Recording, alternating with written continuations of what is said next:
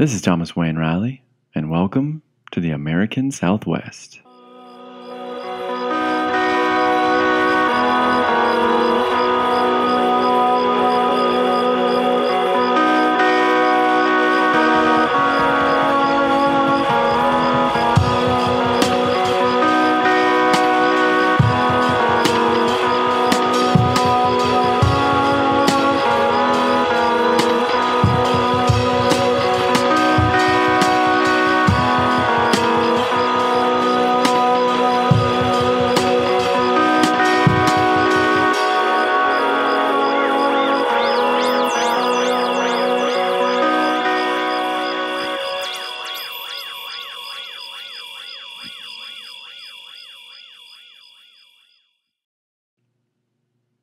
Describing the southwestern Anasazi without talking about Chaco Canyon would be like describing a spiral without using your hands to do the motion.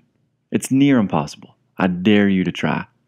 Ask a friend or a family member to describe a spiral like you've never seen one, and they will eventually resort to creating a spiral with their finger in the air as if tracing along the etched line of one that's been resting on a rock for 1,000 years in the mustard-colored desert of New Mexico. In AD 750, the Southwest is about to kick off a spiral that won't find its center place until almost 700 years later in northern Mexico, right before the Old World collision. Mexico is actually a good place to start. We know that the bow and arrow and the three staples of squash, beans, and the almighty corn came up from Mesoamerica's various city-state cultures over the past few millennia. But what else may have come up with them? The term Mesoamerica is an archaeological one that is used to describe the cultures that flourished in the area of Mexico down to the southern tip of Central America during the pre-Columbian, or before Christopher Columbus, era. Although, I believe it should probably also include a lot more of North America as well, and maybe you'll agree with me when all is said and done. In 750, the Maya civilization was at its height, and travelers of the empire, if you can call it an empire, were spreading ideas and goods as far north as southern Illinois to a regional capital on the Mississippi River across from St. Louis called Cahokia, which was inhabited by a people called the Mississippian culture. That culture spread from Wisconsin, to be precise, from a place in Wisconsin on the shores of Lake Michigan called Aztlan, which is only worth mentioning because it was named after the Aztecs' supposed homeland, Aztlan. You know the Aztecs, in Tenochtitlan, that Cortez and the conquistadors overthrew. While the Aztecs did wander down from up north until, as legend says, they saw an eagle eating a snake on a cactus in what is now Mexico City, the north in question was not in Wisconsin. Probably. So, the Mississippian culture spread from Wisconsin down the Mississippi through its many tributaries to Oklahoma, and all the way over to Georgia, which are, curiously, the three places I was born, grew up in, and lived in before I moved to Southern California in 2022. So the Mississippian will come up again as they rise up, flourish, and then quote-unquote vanish, just like the Anasazi. Anyways, Maya emissaries, or ambassadors, or priests, or nobles, whomever it was, the Maya were spreading up north, northeast, and northwest. To what degree? No one knows for sure, but it did happen. Meanwhile, in the Phoenix area of Arizona, plazas, canals, and Mesoamerican-style ball courts are being erected and used in a culture called the Hohokam. The Hohokam will also be important to the story. Turquoise from New Mexico is making its way down to the elites of the Yucatan Peninsula. The Mogollon of the Mimbres Valley in southern New Mexico, another important group to our story, are adopting ritualistic artistic expressions on their ceramics that mirror ones from Mexico. And Chaco Canyon is beginning to build the great house pueblos it would become famous for. Later excavations would even find, in a place called Pueblo Bonito in Chaco Canyon, the same ceremonial knife that was used at the top of Maya temples to carve the hearts out of prisoners while they were still alive, before their bodies, soon to be separated from their heads, were thrown down the temple steps. There is no evidence for the sacrificial removal of hearts in northwestern New Mexico yet, but there will be in the next episode plenty of gory goings-on in the pueblos of the Four Corners region and its hinterlands. Think back to the extreme processing events I hinted at in the last episode. Neither heart carvings nor temples are actually found in Chaco Canyon, though. Instead of temples, the people built what are called great houses, which were an entirely novel feature of the American Southwest. As Stephen Lexon puts it, there was nothing like them before, during, or after Chaco, except at Chaco and its outliers. But actually, we shouldn't start at Chaco Canyon. Chaco Canyon isn't even where Chaco started. Always looking for that center place. Between 750 and 900 AD, or to be an archaeologist about it, which I am not, the years 750 to 900 AD encompass the Pueblo I period. So during the Pueblo I period, the people of the Four Corners area, aka the ancestral Puebloans, or for us, the Anasazi, starting even before Pueblo I, the Anasazi region began to change. First, they started moving from scattered sunken pit houses that we talked about last time to above-ground houses called unit pueblos and into actual villages. They also began practicing cranial deformation. Think elongating the skull upwards, like that weird crystal skull thing in that weird Indiana Jones movie that shall not be acknowledged henceforth or forevermore. Except peoples all over the Americas actually performed this elongation of the skulls, and the Four Corners area was a bit late to the party.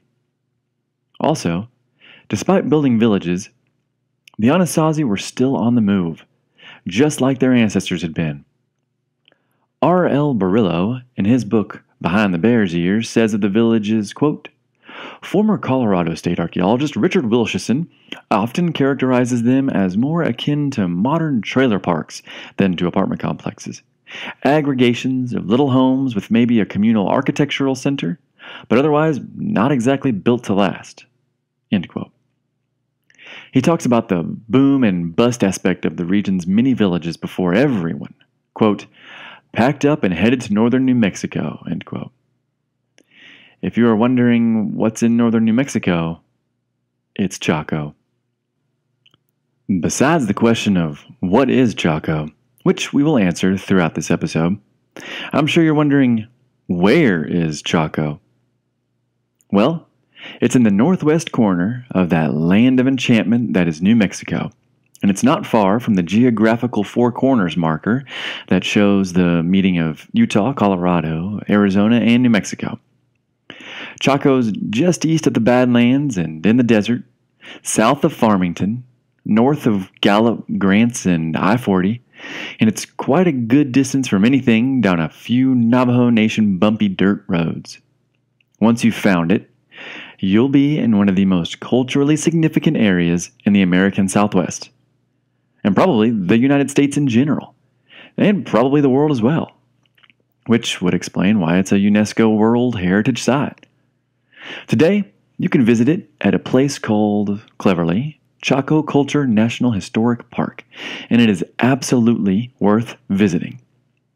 The NPS website, or National Park Service website, has this to say of Chaco, quote, "Pueblo descendants say that Chaco was a special gathering place where many peoples and clans converged to share their ceremonies, traditions, and knowledge. Chaco is central to the origins of several Navajo clans and ceremonies. Chaco is also an enduring enigma for researchers." End quote. As we will talk about extensively, what Pueblo descendants say of Chaco may not be as important as researchers have claimed. Not to disparage the modern Pueblo people, but it is indeed true that it was a special gathering place where many people and clans converged. And yes, it is an important place for Navajo as well, even though the going theory is that the Navajo had no hand in building it, but but only inherited it later. And not to completely discredit the NPS, even though I have my problems with the bloated and bureaucratic institution, if you're listening to and reading what extremely knowledgeable researchers, historians, anthropologists, and archaeologists are saying, the overall truth of Chaco is no longer an enigma.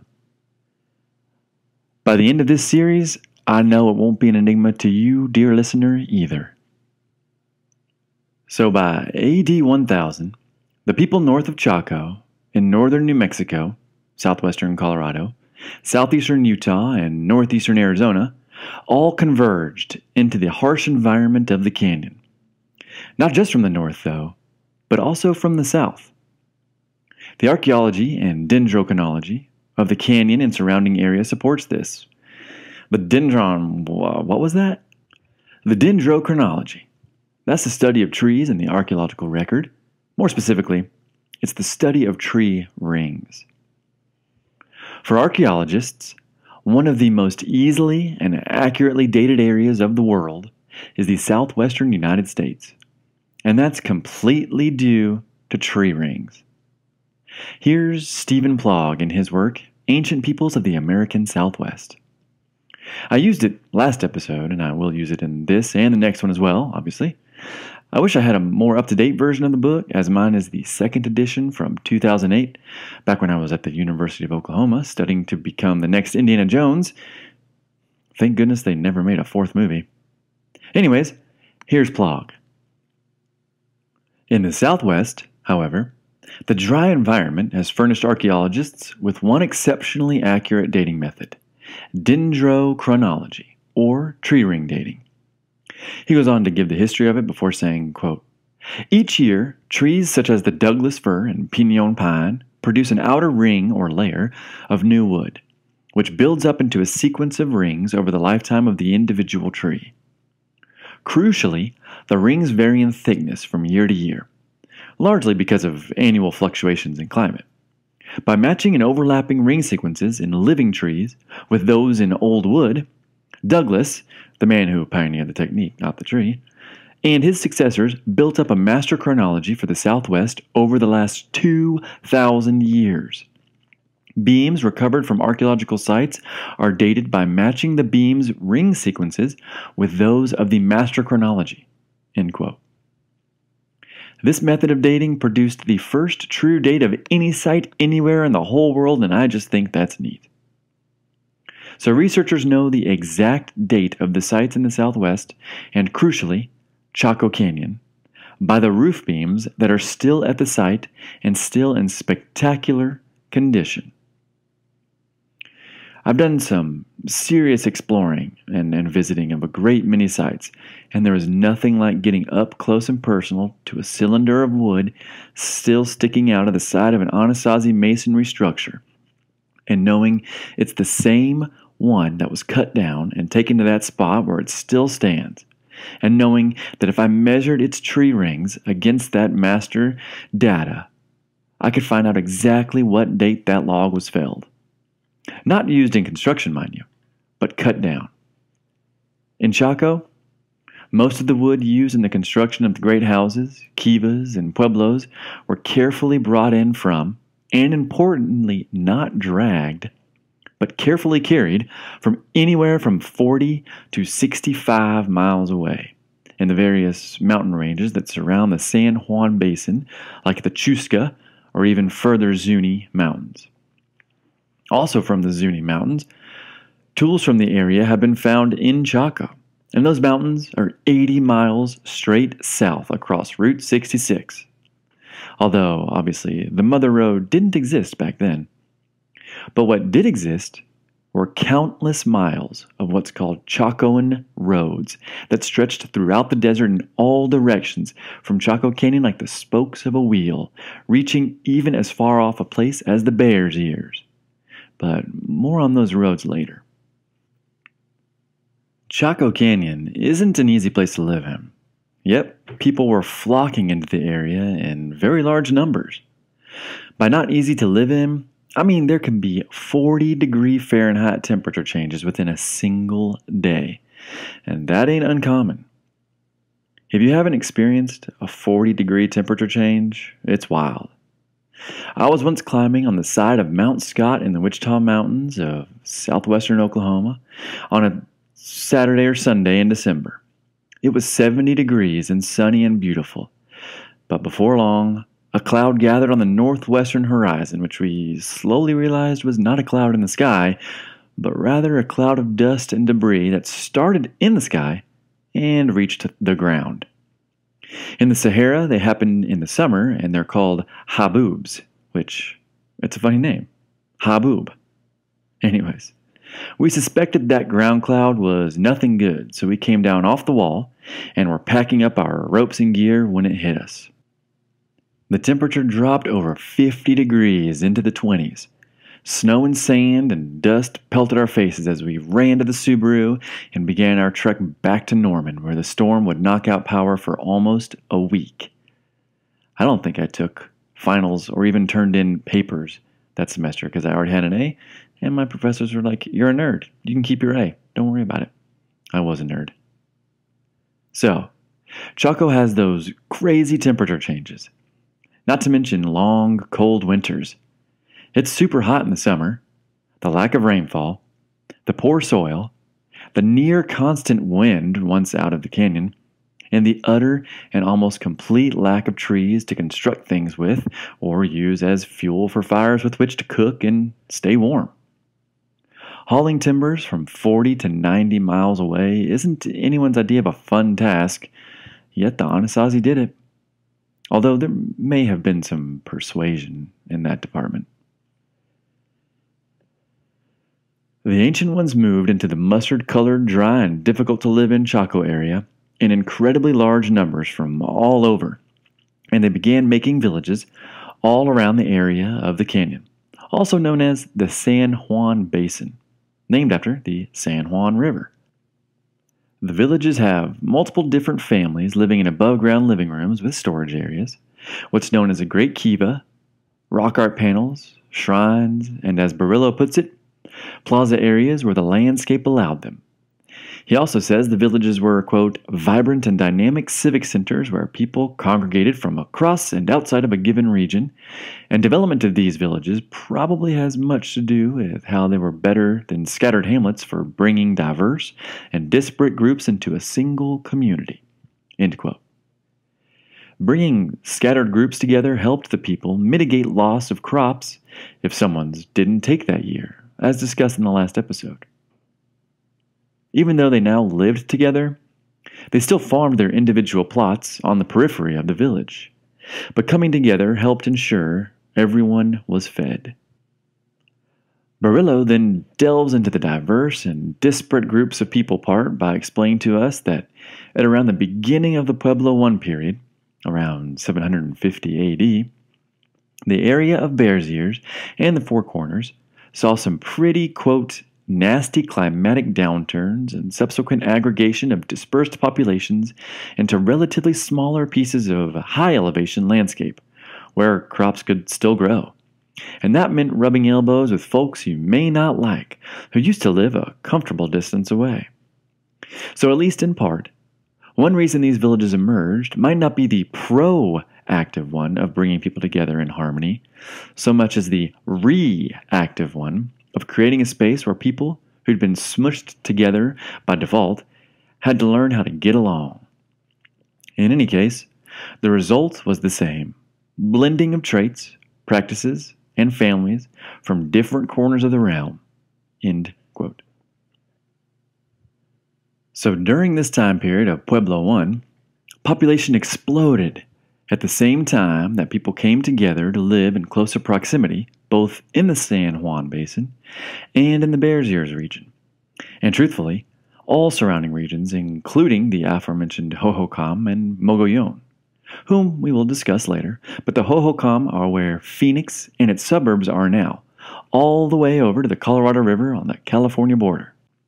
Literally underneath the buildings and roadways of that big, hot Sunbelt city, which has no doubt produced some poltergeist situations.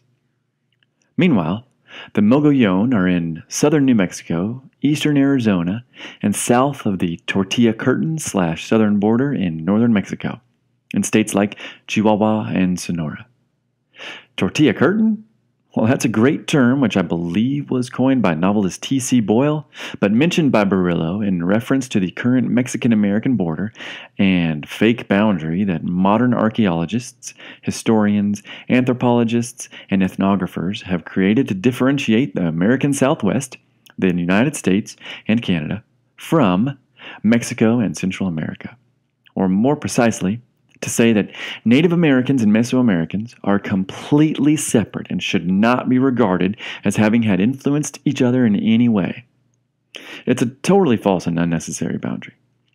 These people, the Anasazi, knew nothing of our modern borders and moved throughout the area rather fluidly for thousands of years and would continue to do so right up until very recently.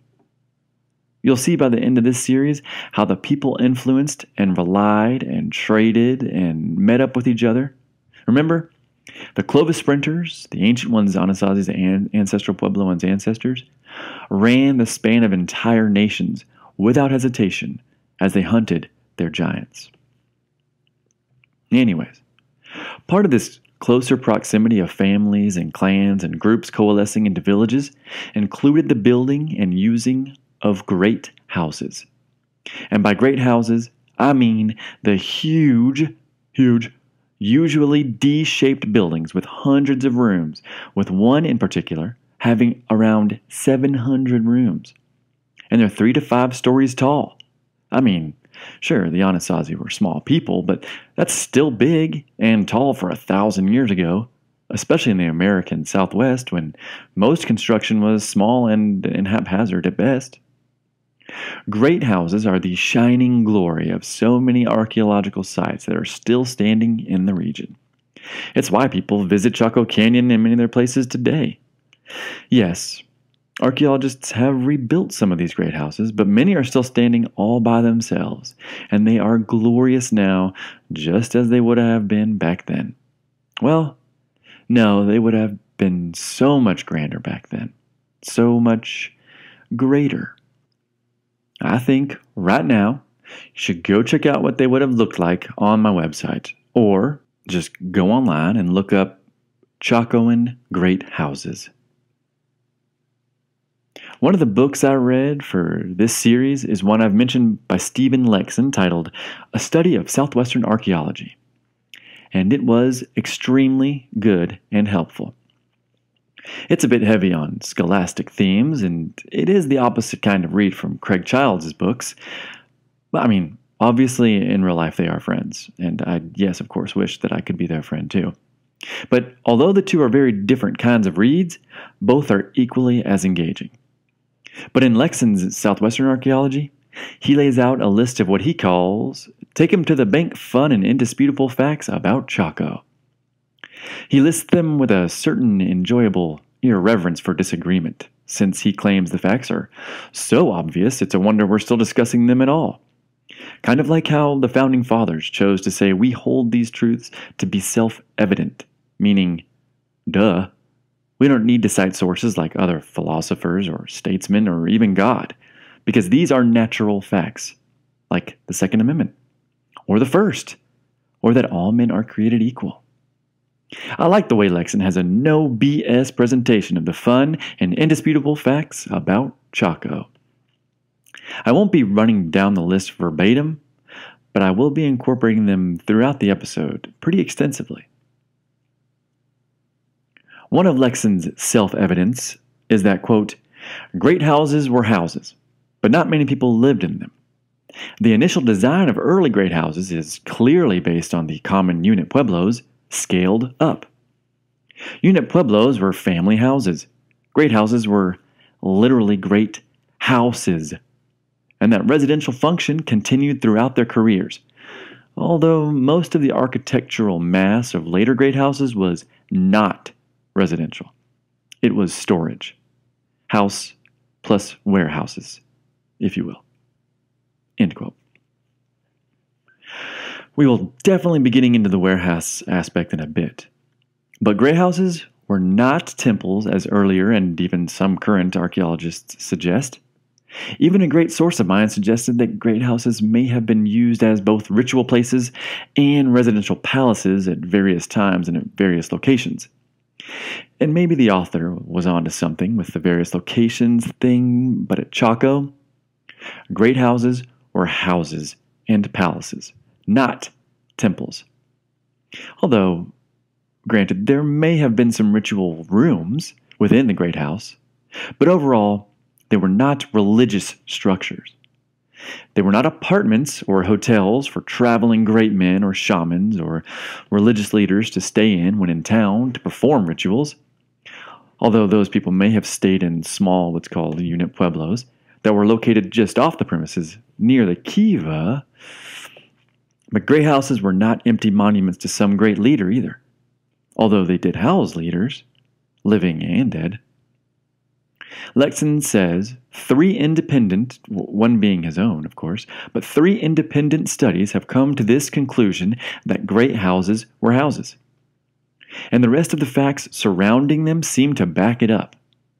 They definitely evolved from traditional pit houses that had little storehouses next to them, which then became small little above-ground masonry unit pueblos, like in the villages that we've discussed. But by the time Chaco came about, they were a much different and larger beast, and I encourage everyone to look them up, or even better, go visit them yourself. More from Lexon.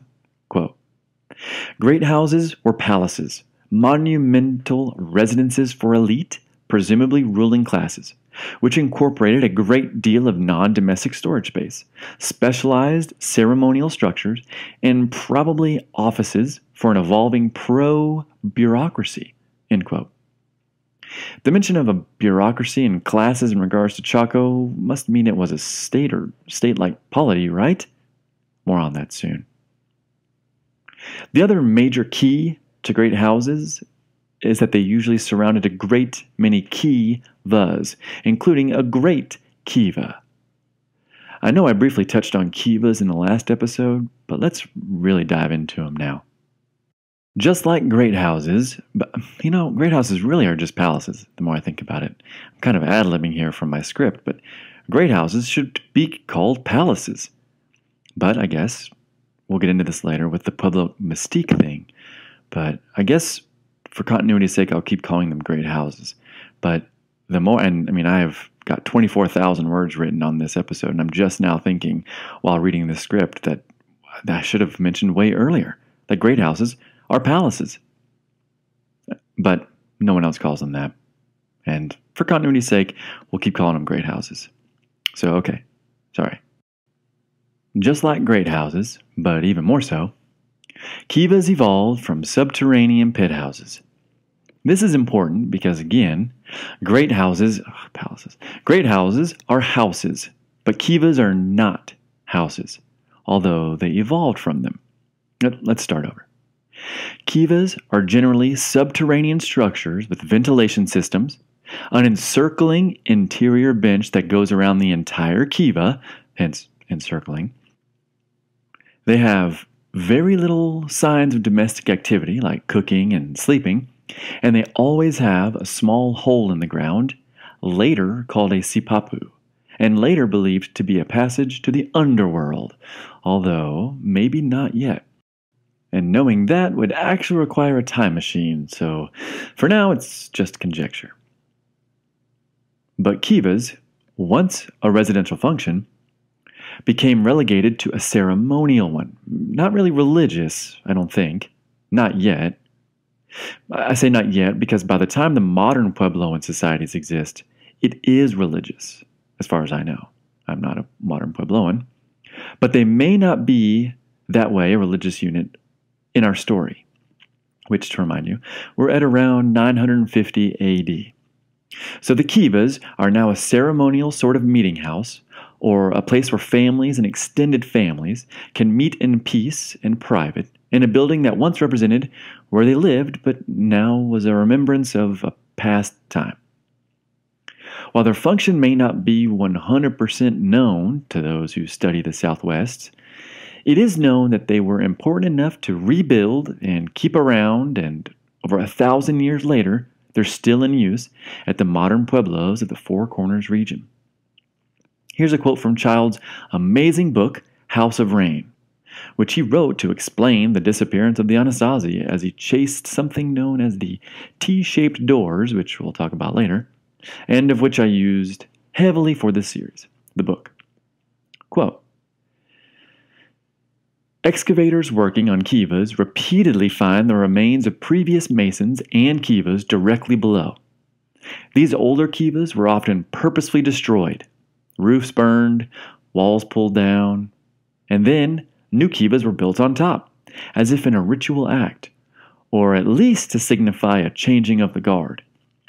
Of the 37 kivas excavated at Pueblo Bonito, at least 22 had received substantial renovations. Several were raised to their benches before being rebuilt. A kiva at the Chetro Great House next to Pueblo Bonito drops down 3 stories through 8 cycles of reconstruction, each kiva sitting slightly askew on top of the last. The original ceiling atop Aztec's Great Kiva was once supported by 4 massive timbers, and at some point the timbers were burned along with the entire ceiling, all of which was replaced by a new 12th century ceiling held up by 4 stone pillars, a feat of tremendous human and natural resources. Pueblo Bonito, the great house just mentioned that had 37 kivas, is the largest and most impressive and probably most famous great house in Chaco Canyon. Chetro is another beautiful spot in the canyon that you can visit that is very near to Pueblo Bonito. There will be images up on the page of the Chaco Culture National Historic Site that you should absolutely view if you haven't been there. I've been twice now. I know, not enough times.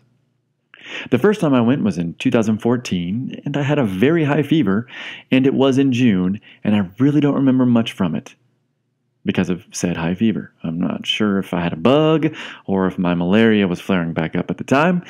I am clueless in that regard, in most regards when it comes to health, and it's unimportant anyways.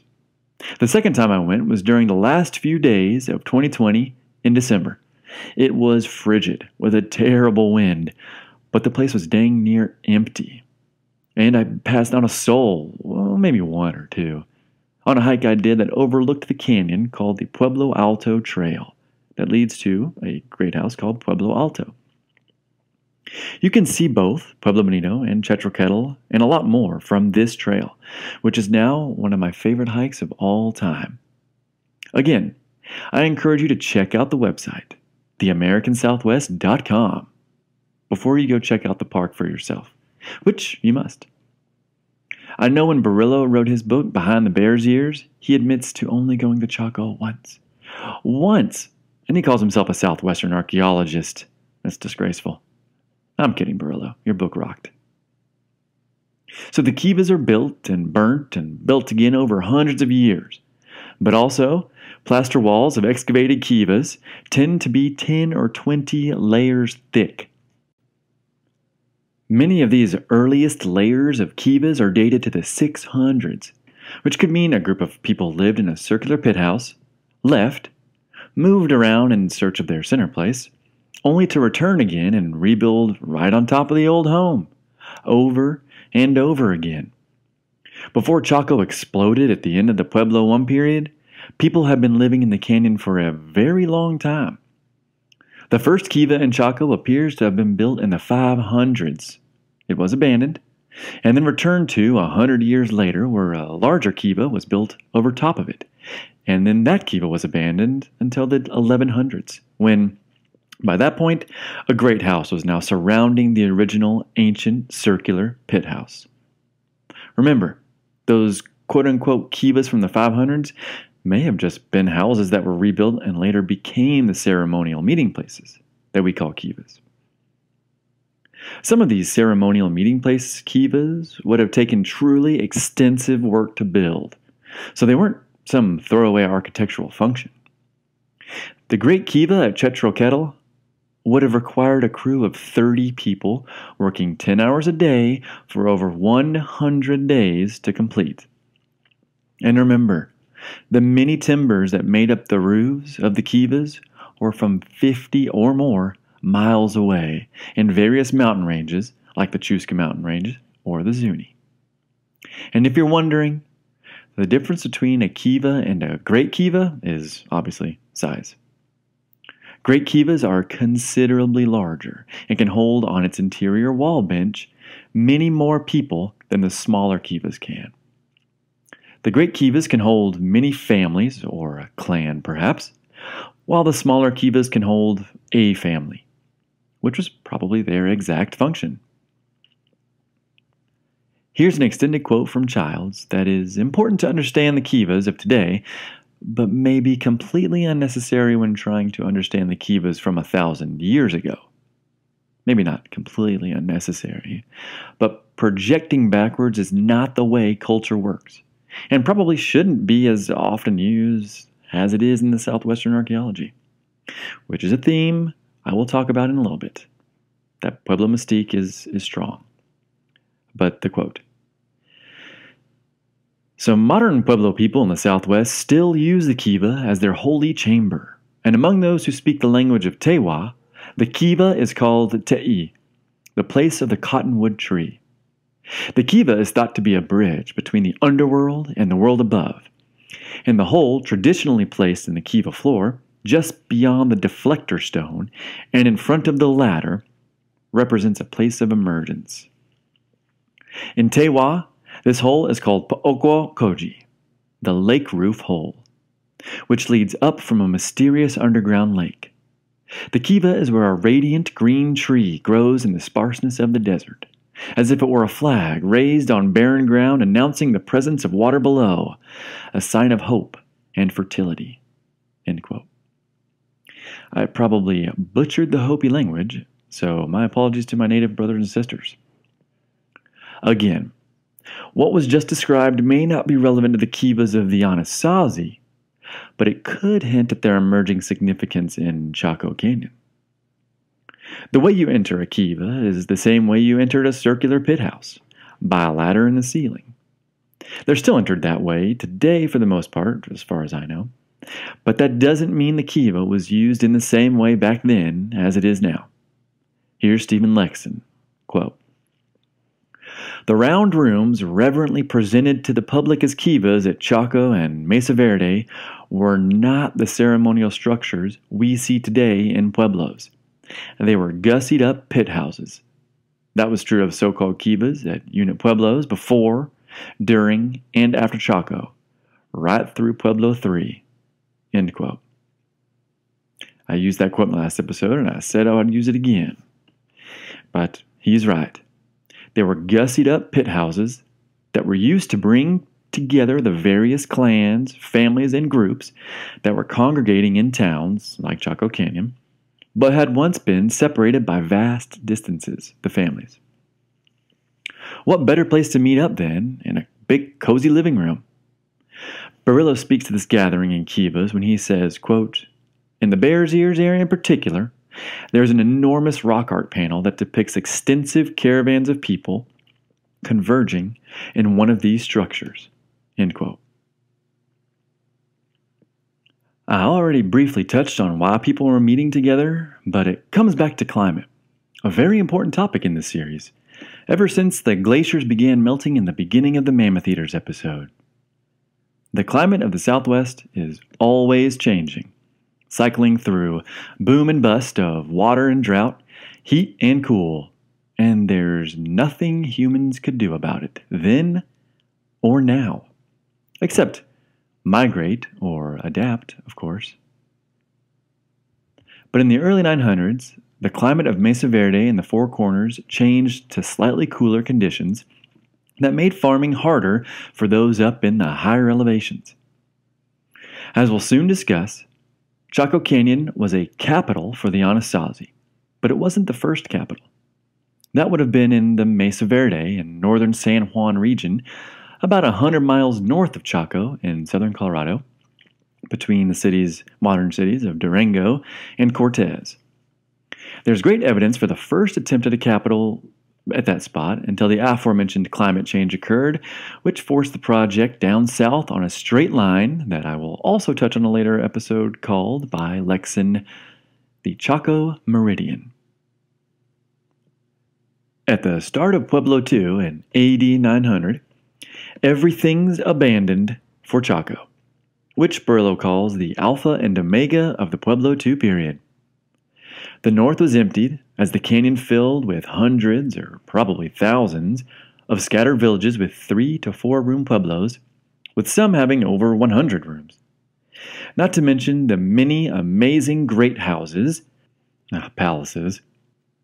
In all, there are about 2,000 Anasazi sites in the area of Chaco Canyon that have been found so far. Then, that cooling in the northern regions changed again, this time to one of the most productive periods for agriculture in recent human history. From Murillo. Then came the roaring 1000s, in an era of environmental lushness and plenty not matched before or since in Southwest climate records. This is what's known to scientists and historians as the medieval warm period, medieval climate optimum, or medieval climate anomaly. It all depends on what sort of spin you're trying to put on your research narrative. And it spanned the North Atlantic region around the globe, from about AD 950 to 1250. Scientists speculate that it was caused by a combination of increased solar radiation and decreased volcanic activity, although there is other evidence to suggest that ocean circulation patterns also shifted to bring warmer seawater to the North Atlantic. End quote. I love hearing how the Earth just changes constantly, all the time, without a care in the world for what humans are doing or desire or what they're blaming it on. During this, I'll adopt medieval warm period for what I hope by now to my listeners is an obvious reason. But during this warming period, wheat fields and vineyards appeared in northern England and in high elevation Switzerland, where they cannot and will not survive today. The great seafaring Vikings do their most extensive adventuring, including reaching North America hundreds of years before Columbus at this time right now. And for us in the Southwest, the Anasazi build their empire or kingdom or secondary state, whatever it was. They built a massive Mesoamerican-style city-state the size of Indiana in an incredibly diverse and difficult-to-traverse region of land on the Colorado Plateau and its borderlands that is my favorite place to visit. And they did it in a surprisingly fast amount of time. Their population wasn't something to balk at either. It was the most densely populated the region had ever been and would ever be again until the modern era. A good portion of Lexon's A Study of Southwestern Archaeology is dedicated to contemplating the Anasazi population during this period. His number is around 60 to 100,000 people, with Chaco Canyon itself housing anywhere between 21 and 2,700. In the footnote for his number of 2,700 residents being the max amount at Chaco Canyon proper, he cites himself, which I love. He has a lot of notes, by the way. Almost half of that book is just footnotes. He also cites himself a lot, which is great. But in 1984, Lexon unbiasedly looked at the evidence and suggested this 2,700 number himself, but it was dismissed and ridiculed, at least until more recently. He came up with this population by looking at the number and size of kivas in the canyon. He reckons one kiva equals one household, and to him he calculated a household was roughly 6.4 people back then. He then multiplied the number of kivas by that theoretical family size of 6.4 and came up with his almost 3,000 permanent residents in Chaco, which he is now having doubts on. He actually thinks that 2,700 number is probably the minimum. Remember, we, and by we I mean Lexon and other very smart archaeologists, are convinced kivas were domestic and not ritual like they are today. Why is population so important to Lexon and other researchers? Well, it can help determine what kind of society the Anasazi lived in. It can help build a case for what kind of government or ruling structure dominated the canyon and the region, which is a very hot debate. Actually, you should know almost every single thing I'm talking about in this episode when it comes to Chaco and the Anasazi is hotly debated. Everything from what a kiva is, to what a great house is, to what kind of rulers they had, to the size of the population, to where they disappeared to, everything. No joke. But you should also know that with the knowledge researchers have now, what I am telling you is the absolute stone tablet correct version of history. At least until new evidence emerges. Before we get into what kind of government or society Chaco was, let's answer the question of why have a government at all? No, dang, that's mostly me questioning. Let's answer why such a large group of people, all huddled together, would ever adopt a government in the first. No, that's still not right. Okay, let's go. Let's bring it down a little bit. How these possibly upwards of 100,000 people sitting in an occasionally arid and always harsh environment eat? That's a better question. And that question will help answer why they ever chose a ruling class at all. In the Quiche Mayan creation story, the Popol Vuh, the creator deities from the sea, plumed serpent, and from the air, heart of sky, got together to create the world out of the void. They sought to introduce some race of beings into this world that could appreciate its beauty, worship and respect its creators, and, of utmost importance, keep track of time. Their first efforts were comprised of a mishmash of elements, but the resulting creatures couldn't form words and weren't quite smart enough to mark the passage of time or even remember their own names. So they were sent into the wild and became the non-primate animals. The creators tried again, this time using mud. But the results looked ugly and soon crumbled into the water. A third effort followed, extended consultation between Heart of Sky and diviners called the grandparents.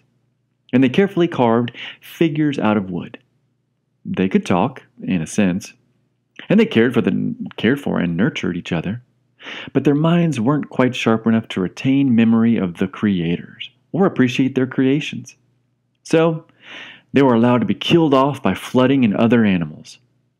The survivors, who are almost but not quite human, are the monkeys and other non-human primates. Finally, plumed serpent and heart of sky succeeded at making human beings out of masa, or cornmeal, underscoring the sacredness of maize in Mayan culture, and implying that human beings are really just sentient tamales.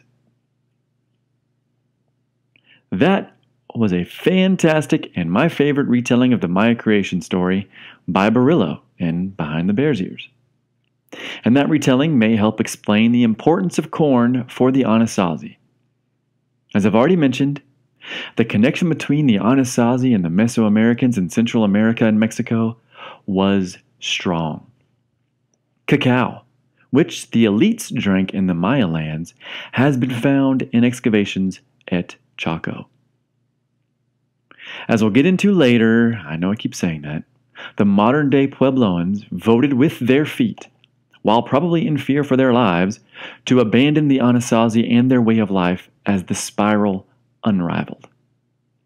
On their way out of the canyon and surrounding areas, some of the modern-day Puebloans performed what's been called, to this day, a ceremony of forgetting to purge their memories of the horribleness that happened at Chaco.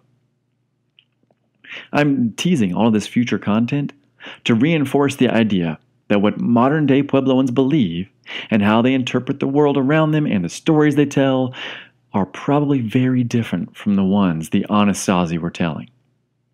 So with the bow and arrow, the ceramics, the similar hair patterns, the squash and beans, and the many other things we will soon talk about that came up from Mesoamerica, it is very probable that not only corn, the almighty corn, but the belief and importance that surrounds corn and maize were also borrowed from deep down south. To the Anasazi, corn is king. It is one of the defining characteristics of Chaco and Anasazi society. It was the primary source of food, and its absence probably helped undo the society. The entire governmental structure may have been focused around it. Corn was life for the Pueblo peoples. They didn't live where they couldn't grow it, but they got very good at growing maize. In the canyon itself, the Chacoans built an extensive system and massive amounts of infrastructure to collect and use water with which to grow corn. They had to. While the soils in Chaco Canyon were better about 1,000 years ago during the Pueblo II period than it is now, it still wasn't great. And while it would have been difficult, a chore even, as Lexon suggests, they may have grown enough for 2,700 people, but probably not. Chaco really was not a great place to grow the staple of these people's diet. While the canyon was better for farming than the surrounding 20 miles or so in all directions, Chaco still probably could not grow enough to feed its population. If you've been to the area, you'll know exactly what I mean.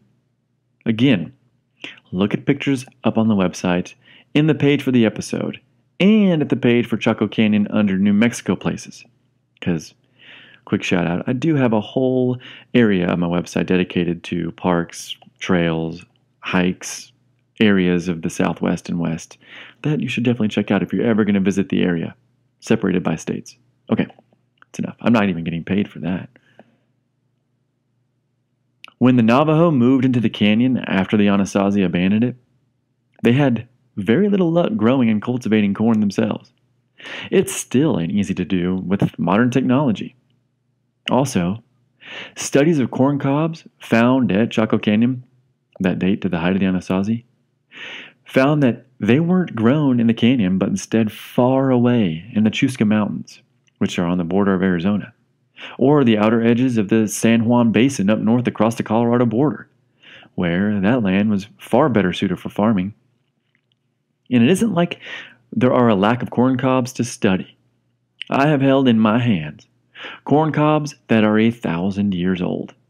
I have found eaten corn cobs at every single archaeological Anasazi site that I've been to that isn't overseen by the Park Service. And I've been to a lot of sites. Again, check the page for pictures of the corn cobs and the ruins. At Chaco Canyon, maize has been found in every single room in all of its corn forms during every single excavation. You don't even have to dig, though. They literally litter the sand and rocks at every site, just begging to be picked up and wandered over.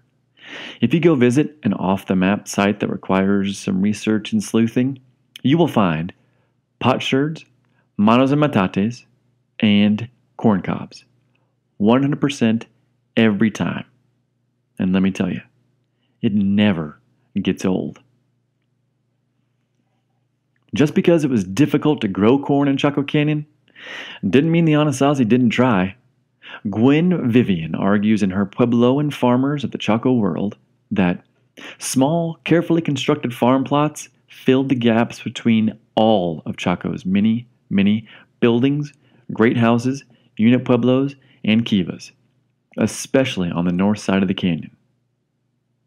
Quote, "The north side farmers were remarkably consistent in the ways they collected, diverted, and spread the water that flowed from rainfall off the slick rock and into short side canyons.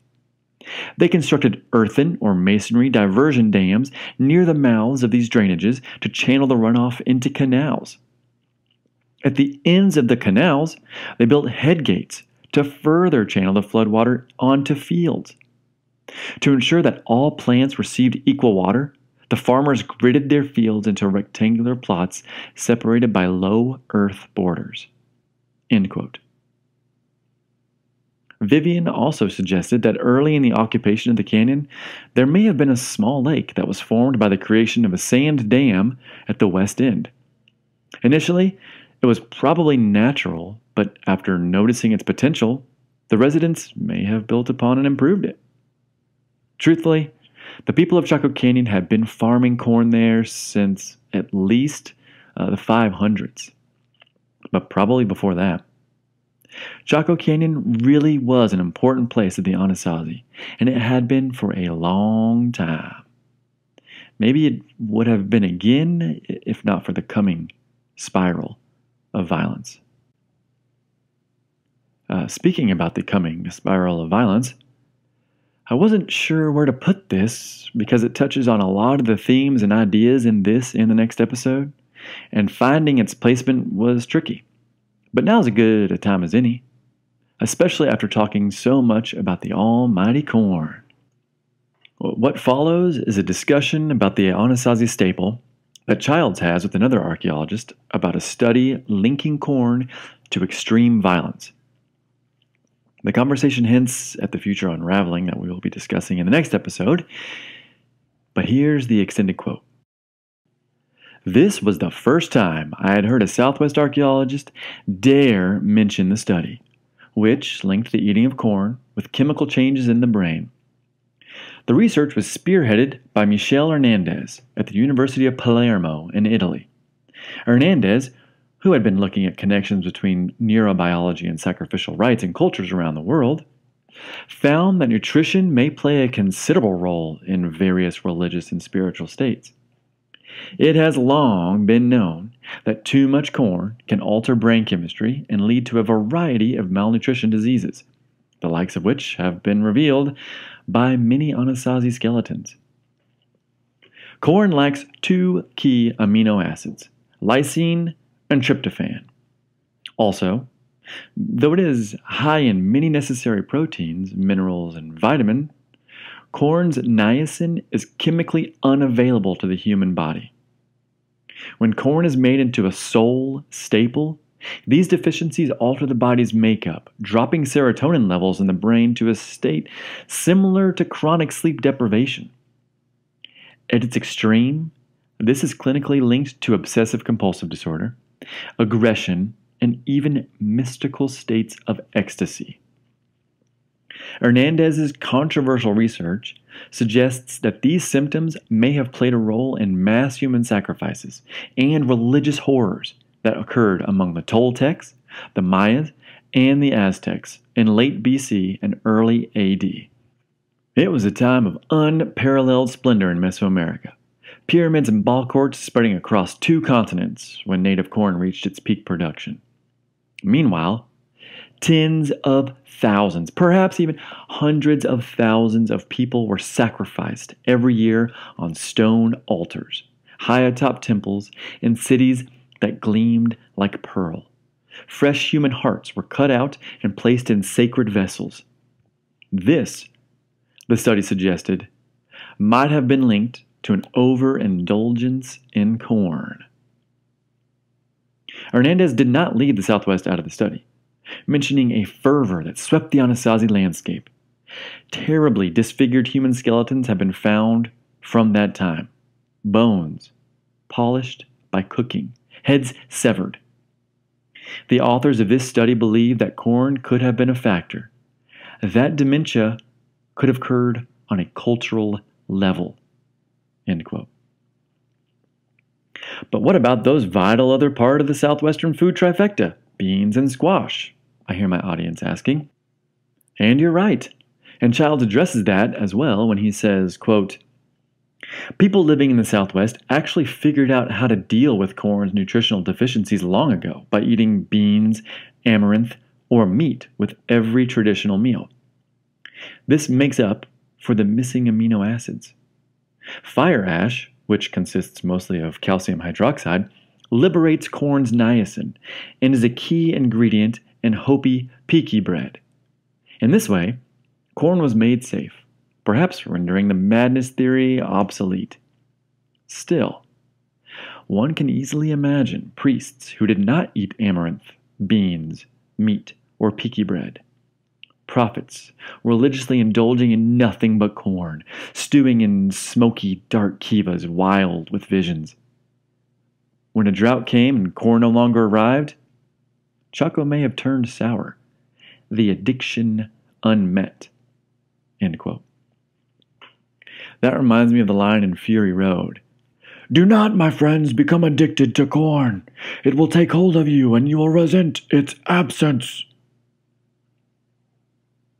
Remember when I opened the episode with the fact that the ceremonial Maya heart-extracting knife has been found at Chaco? I'll talk about it in the next episode, but a book I used as a source by Christy Turner, titled Man Corn, which, what a great name. Man Corn. I can't help but think of that line from It's Always Sunny in Philadelphia, where Frank tricks them into thinking they're eating human meat. Anyways, Man Corn talks about the extreme violence, homicide, and cannibalism in the Anasazi world. The people's addiction to corn may have played a role indeed. Although the violence at Chaco actually starts before the drought even set in. Still, there's something to be said about the Anasazi and their relationship to corn. Before this drought, though, during this fantastical climatic time of the medieval warm period produced by Mother Earth naturally, there was an overabundance of corn.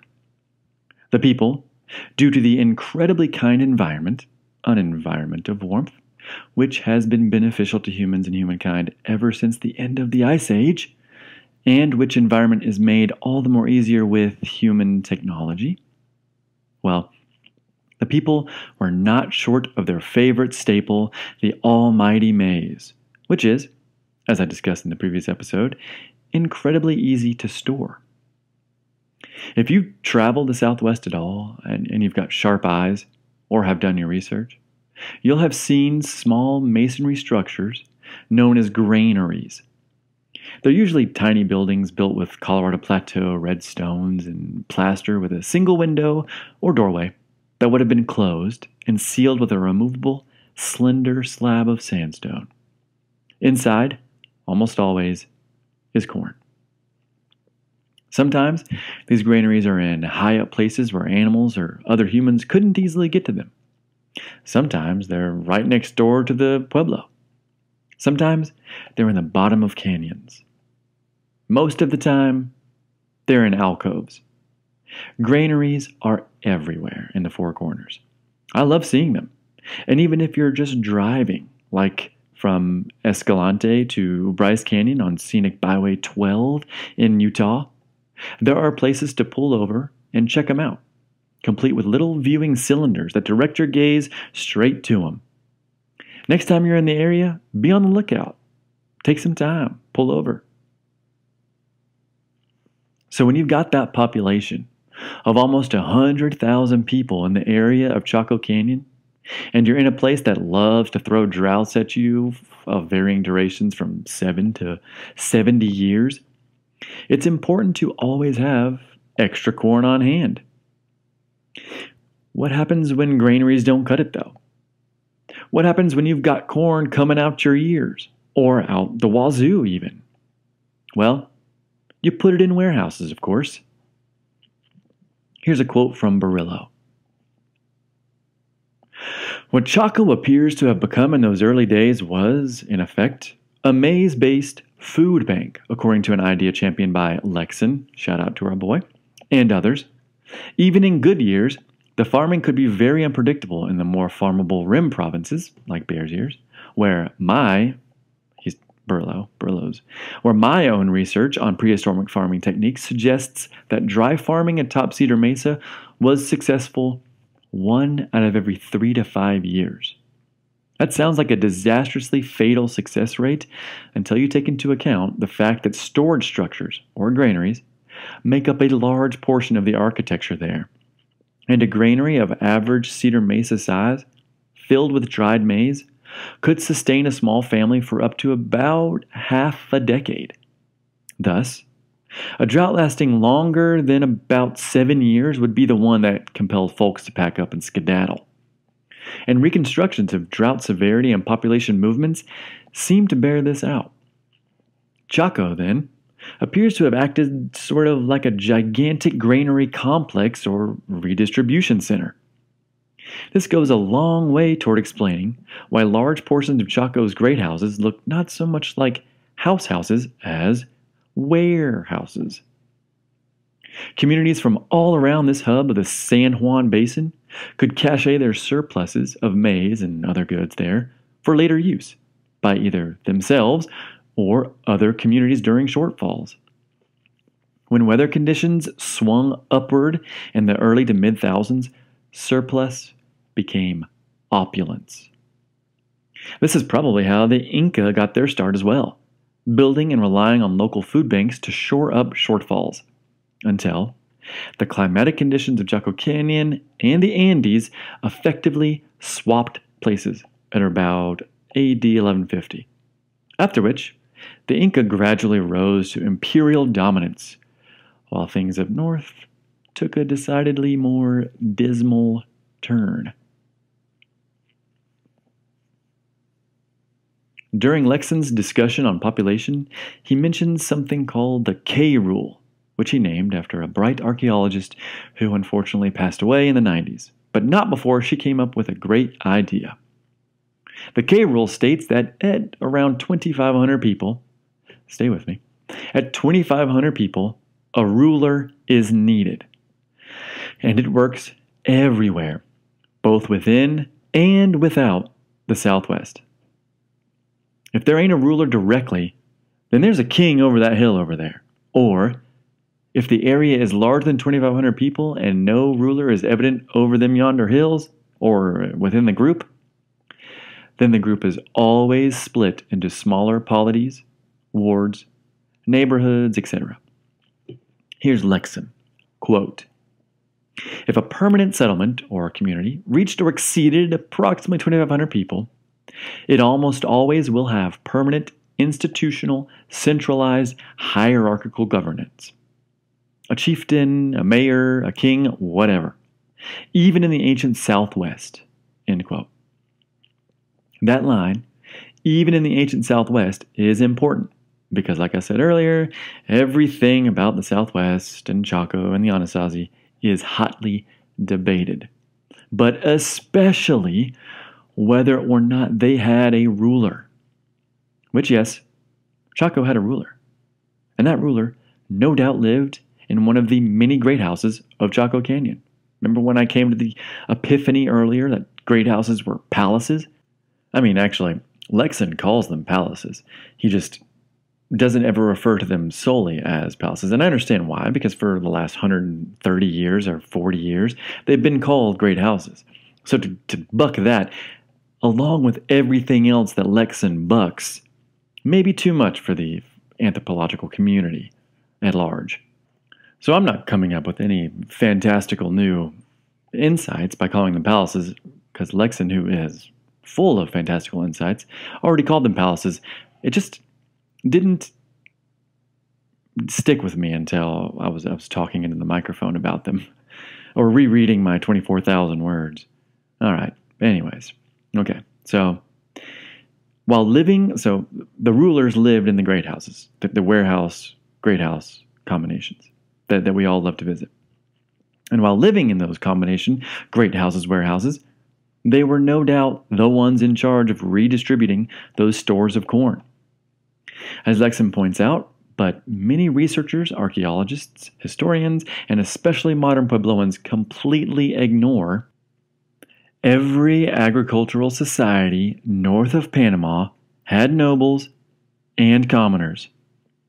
The Anasazi Chacoans of the American Southwest and Mexican Northwest were no different.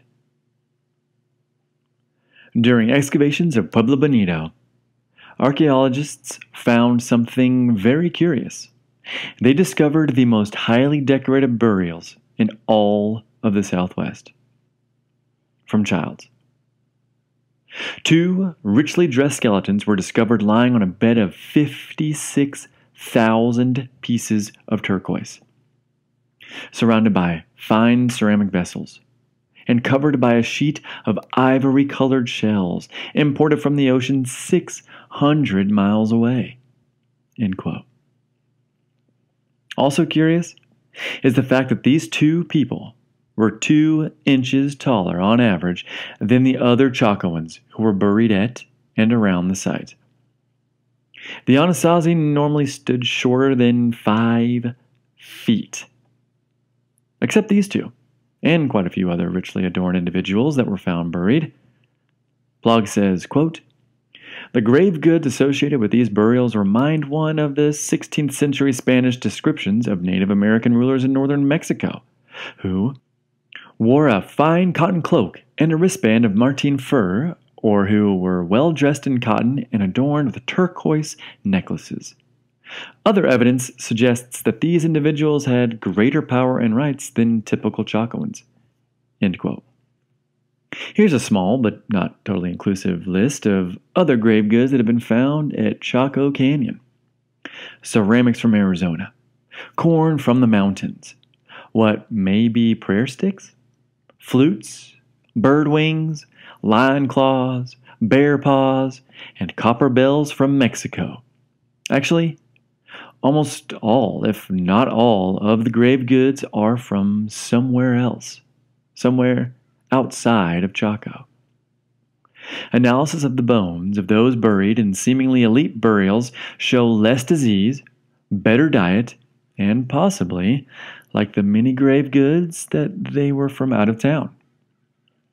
The two individuals so richly adorned in their burials at Pueblo Bonito seem to be some of the earliest things in the canyon.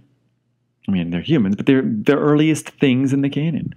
Pueblo Bonito appears to have been built around them, instead of them just being placed in its center. Could it be that these people were from northern Mexico and had been carried around the southwest along the spiral and the Chaco Meridian until their final resting place in the canyon? Regardless of where they came from, looking at the burials in Chaco from an outsider perspective, most every archaeologist would consider it to have substantial social inequality. Pueblo mystique would have you believe otherwise. But, as Lexon puts it, quote, "People living in great houses were special. Great house people were bigger and healthier, and had a great many fancy things that other people did not have. The men were buff, with big muscles. The women did not work. No squatting facets, no corn grinding." End quote. The women's skeletons look a lot different than those that squat over a mano and metate all day and work with corn, beans, and squash. And actually, as Lexon and a few others have suggested or maybe pointed out, Chaco was ruled by women. Well, not ruled. The men still ruled, but Chaco was a matrilineal society, or as Barillo puts it, quote, "The golden age of Chaco was ruled over by a dynastic succession of individuals who passed the mantle from mother to daughter." End quote. There was definitely still a king, though. And, curiously, the Navajo even say he lived at Pueblo Alto, which resides above the canyon a short ways from the rim that overlooks the landscape. The hike to Pueblo Alto from inside the canyon is one of my favorite hikes of all time. I know I've already talked about it, but if you head to the park, you absolutely must hike the Pueblo Alto Trail.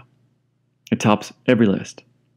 It allows you to walk from the canyon, behind some ruins, along the rim, and you get to see down into the pueblos, see their outlines and walls and kivas, letting you imagine what they must have looked like in their heyday, with people and puppies and turkeys running around, fires billowing, colors and goods flowing through. It's cool to imagine those things. But back to the Navajo. I'm not actually sure how they know that the king lived at Pueblo Alto, unless the Navajo were around 1,000 years ago, which would be a few hundred years before the consensus suggests they were. And sure, they may have begun to be trickling into the area from Canada. Some Navajo traditions suggest that they'd been there a while. Some even suggest that they came from the ground and had been there the whole time. It's also just possible they knew about a king from talking and interacting with later ancestral Puebloans. Anyways, there may have probably been more than one king at Chaco, each one residing in a great house which presided over their respective area outside of the canyon.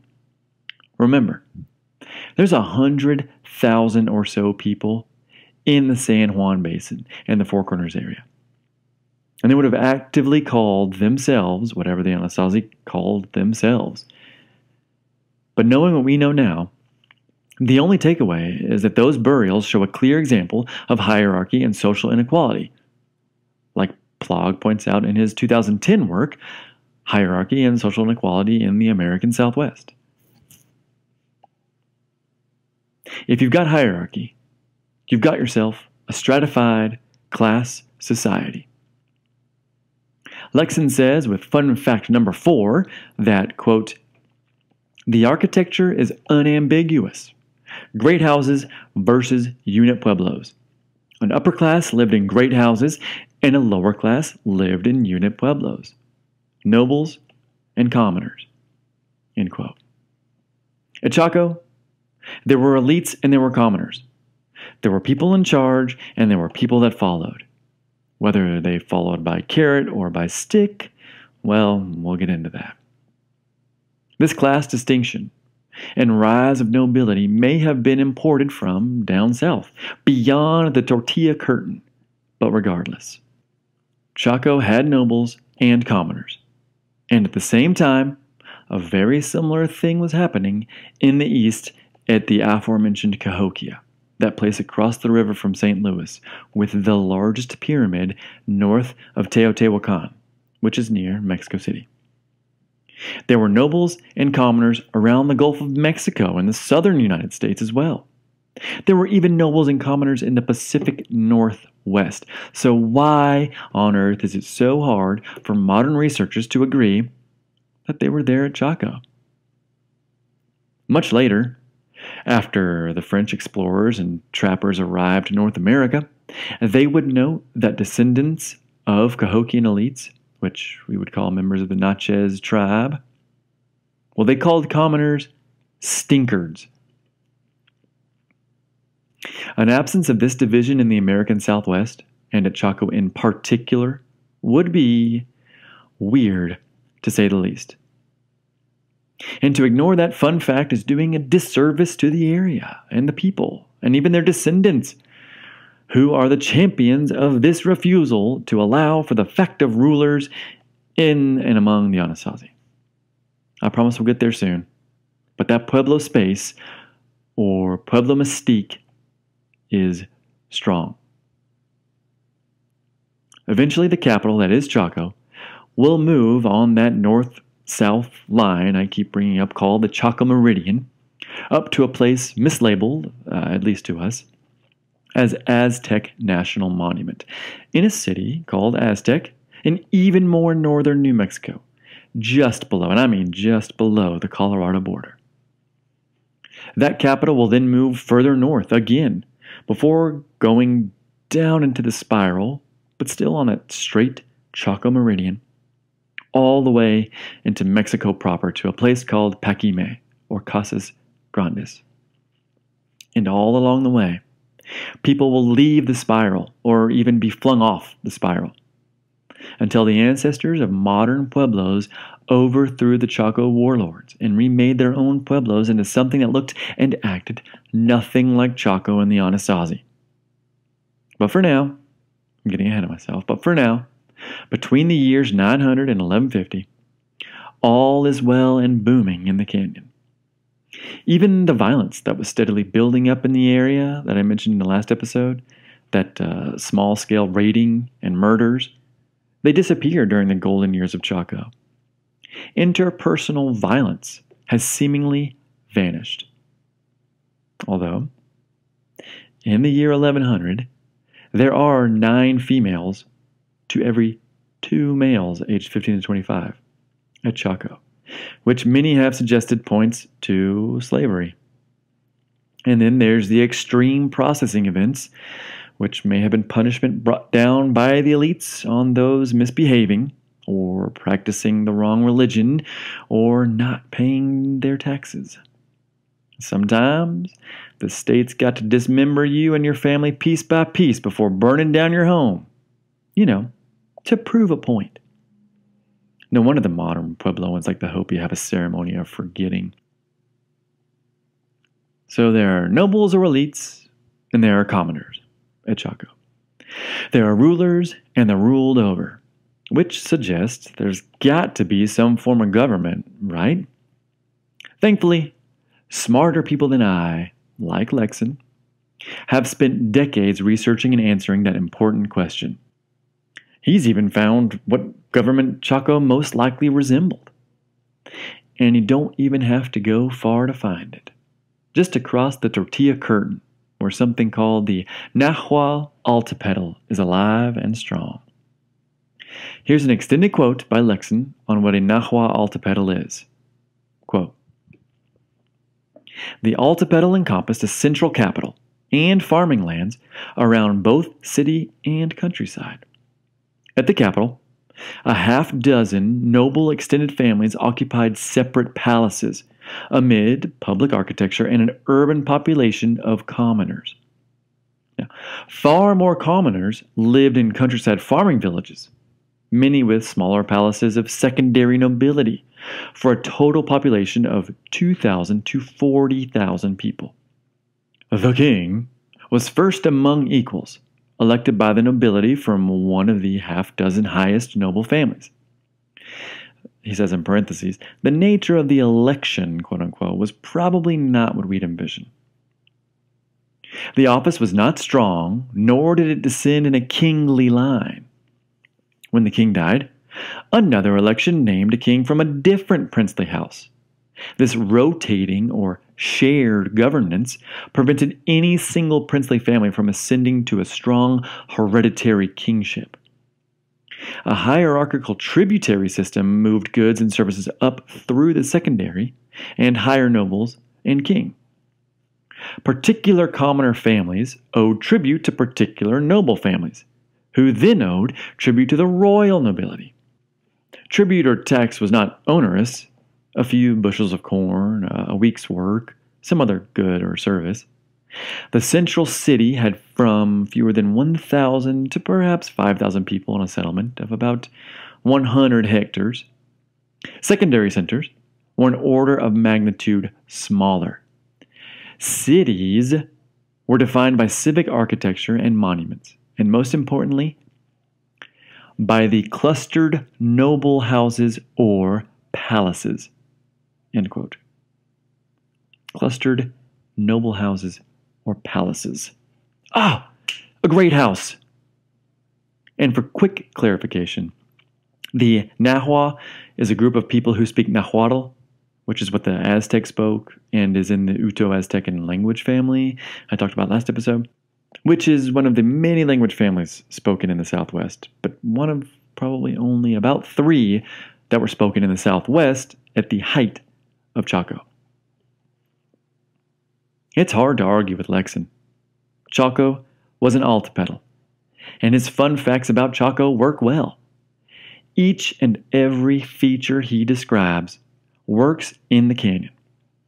They're similar in form and structure, population, and scale. Yeah, the biggest difference is that most Altepetls consisted of an area of about 75 square kilometers, whereas Chaco is 100,000 square kilometers. But he argues that the landscape of central Mexico, being a great and highly productive place to farm on relatively little land, allowed for the smaller area. Still, 100,000 square kilometers, or around 60,000 square miles, is significantly larger. But the Anasazi may have overcome that with what we call Chacoan roads and line-of-sight fire towers that I will get into in just a little bit. Another word for altipedal that may be used but isn't quite right is a city-state, or even a secondary state, if you're looking for something that is more close to home and is easier to say than altipedal. Although I love saying Nahual altipedal. Nahual altipedal. So Chaco Canyon is the capital city in an altipedal, or secondary state, the size of Indiana, that's ruled over by a half dozen princely families in the Southwest. Lexon ponders how they came up with the system when he says, quote, Chaco's political structure may derive from a post-classic Mesoamerican model. Or, Chaco may have co-evolved with Mesoamerican developments. Or, Chaco itself may have developed key features later seen in the Nahual altipedal. End quote. It's very interesting to wonder if maybe exiled prince rulers from Mexico went north to try again, or if the Anasazi saw what was going on down south with the temples and the pyramids and the heart carvings / body throwings and emulated it themselves. This is difficult for Americans, but some people want kings. Some people seek them out. Lexon puts it well and reflects my own bias when he says, quote, Americans cannot fathom that anyone, anywhere, would suffer a king, much less want one. Whatever their social realities, most Americans are nominally egalitarian, populist, democratic. It's our bias by birthright. End quote. He goes on to say that this bias might be bad when thinking about the Anasazi of the Southwest, and that's because it blocks the possible fact that a king may have been desired by the people. They could have seen the grand opulence of Mesoamerica and wanted it. Or one single person could have wanted it for themselves. Here's Lexon again. What about the actions and agency of non-state groups out on the edges of distant empires? It is quite possible for chiefs or rulers or powerful persons on the periphery to reference and adopt the structures and trappings of established states to create a knockoff, starter kit kingdom. That is, a secondary state. It's my impression that this was a common thing worldwide in the origin of many secondary states. Regardless of how it came to be, Chaco is the capital city that's emulating a small Mesoamerican-style city of this secondary state, where rituals, ceremonies, and the people's cosmology were celebrated. Chaco was planned and built for mass theater that may have even begun as a ceremonial center before evolving into this capital. The canyon is really, as Lexon puts it, quote, the last in a string of theretofore unsuccessful attempts by great house families to establish polities in the northern San Juan and perhaps elsewhere. End quote. He continues this matter-of-fact retelling by saying, once the population overtook that 2,500 population K rule, the three noble families in the canyon that presided at the great houses of Pueblo Bonito, Peñasco Blanco, and Una Vida were joined by more noble families from the surrounding region until the government of rotating princely rulers took hold, and, quote, political life was then locked in, fixed, and necessary. Governance was there to stay, end quote. At least for a while. Man, we have been talking a lot about Chaco Canyon.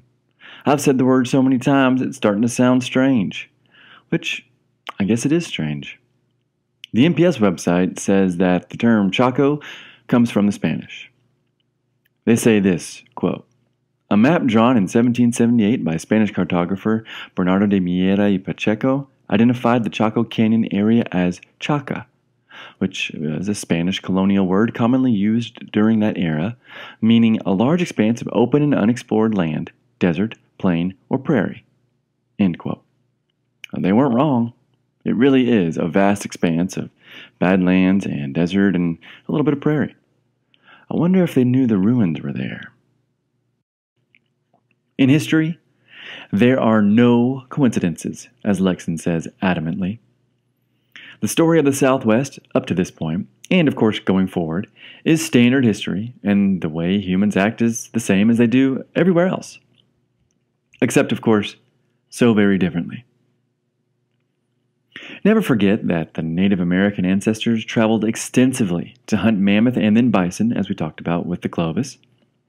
They didn't stop that traveling when larger governments began emerging. Even Lexon suggested that the Paleo-Indians sprinted back and forth across the continent. People knew about the Maya, the Mississippians, and Cahokia. They knew about the Pacific Northwestern tribes and the Inuit. They knew about the Olmec heads and the temples of the jungle in Belize, and the islands with their canoes and boats with sails. By the year of our Christ's birth, the people in the Southwest would have known about the grand city of Teotihuacan and its vast influence. Maybe they admired what was going on. Enter Pueblo Mystique.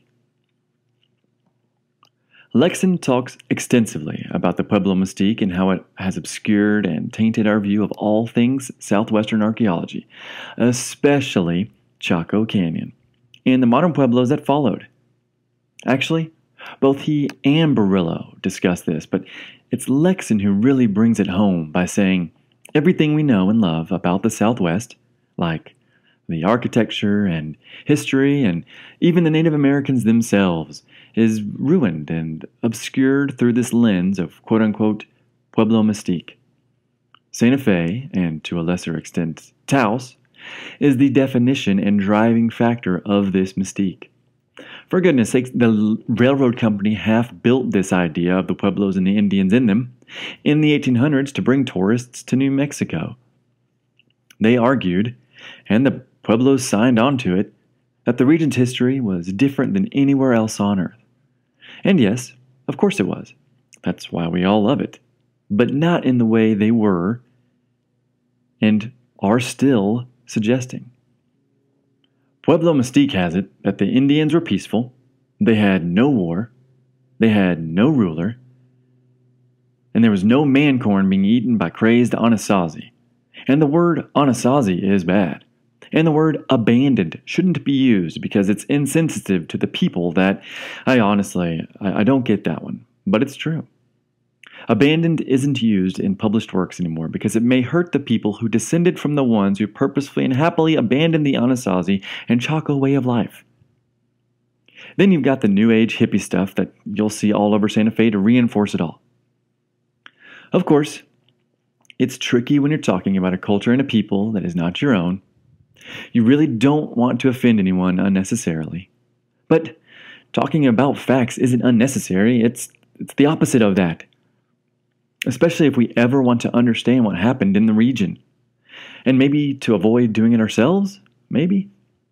Not to be alarmist, but look around and tell me we aren't beginning to spiral out of control here, and heck, everywhere.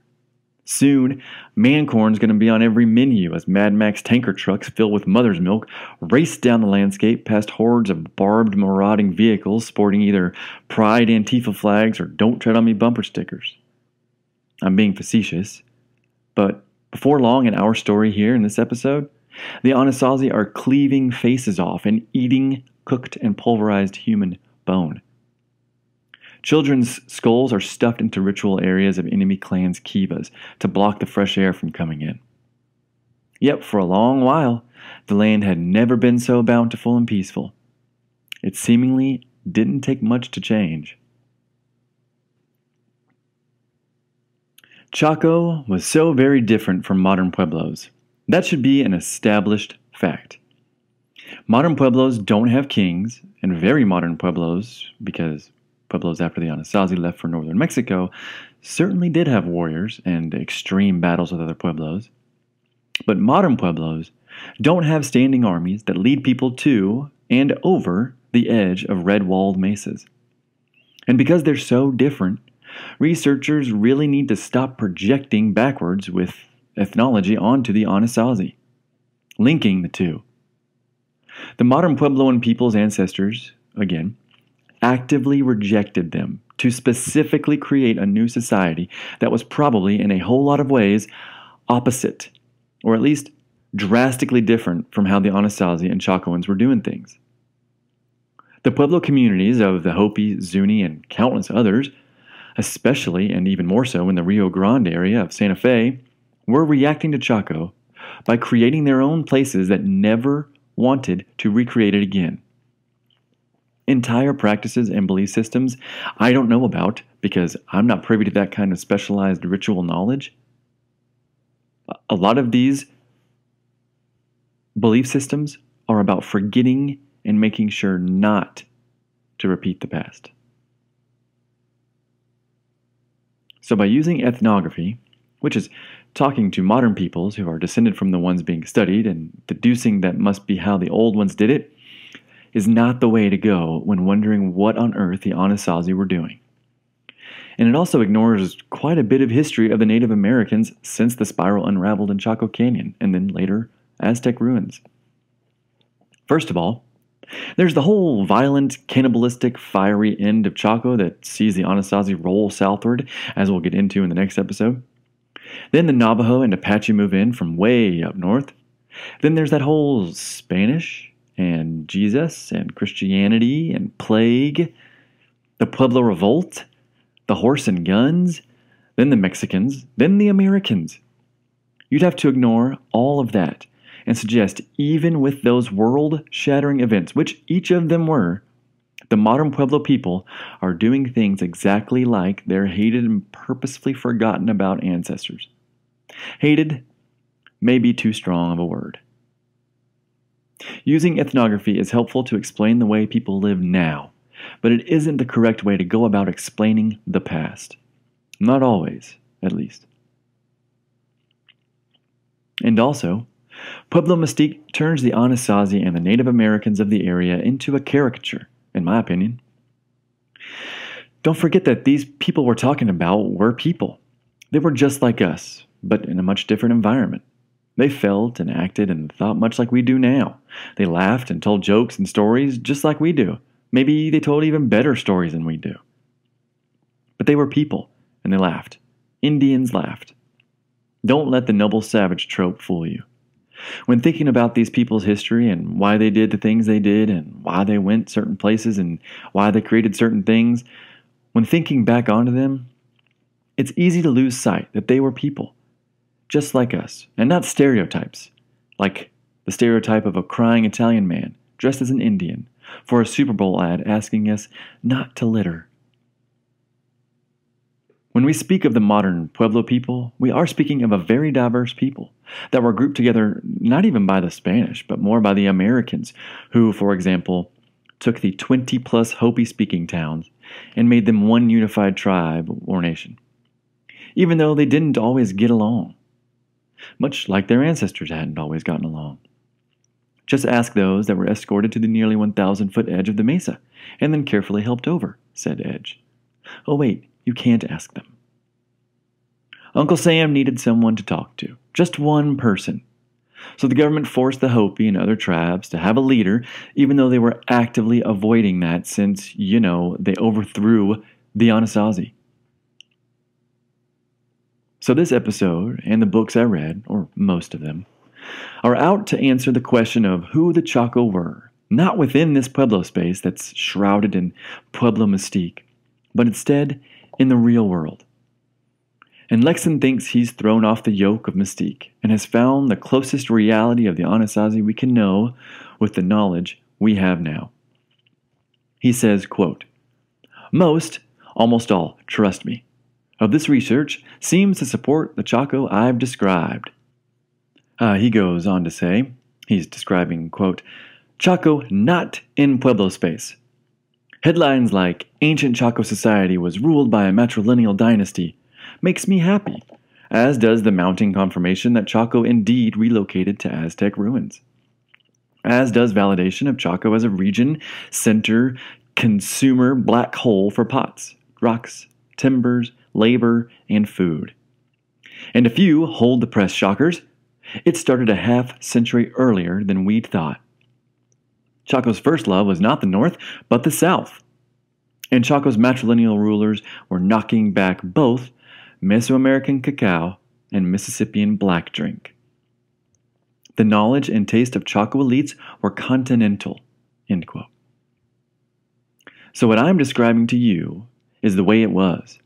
Not some fantasy land the modern Puebloans, of which I mean no offense to, of the hippies in Santa Fe, of which I mean a little offense to, and to older archaeologists that wrote the book on the region even without ever setting one foot in Chaco Canyon, and the freaking railroad barons, who I mean a good amount of offense to, came up with. And lastly, one final word on the words Anasazi and ancestral Puebloan. As you'll soon see, the people of northern Mexico were in fact part of the Puebloan Anasazi saga. They are the end of the spiral, but they did not in fact begin pueblos, nor were they the ancestors of modern pueblo societies in the United States, yet they were Anasazi. You'll see what I mean shortly, but Pueblo mystique and the tortilla curtain effectively cuts off northern Mexico and the southwestern United States, and says there was never any contact, or help, or diffusion of goods, or ideas, or ways of life, except, of course, corn and turquoise. Obviously, that's wrong. A final quote from Lexon on this. North of Mexico, every boat is a canoe, every pyramid a mound, and every king a chief. Obviously, not every boat north of Mexico was a canoe. A fact I actually just learned myself in August of this year, when I visited, finally, for the first time, even though I spent 11 years in Oklahoma, but when I finally visited Spiro Indian Mounds in Oklahoma and learned that they had big ships with sails that let them go up and down the rivers, both ways. Probably all the way up to Cahokia, which has the largest pyramid north of Teotihuacan. Yet, it's still called a mound. And when it comes to every king and chief up in these parts, well, now we know Chaco had a king.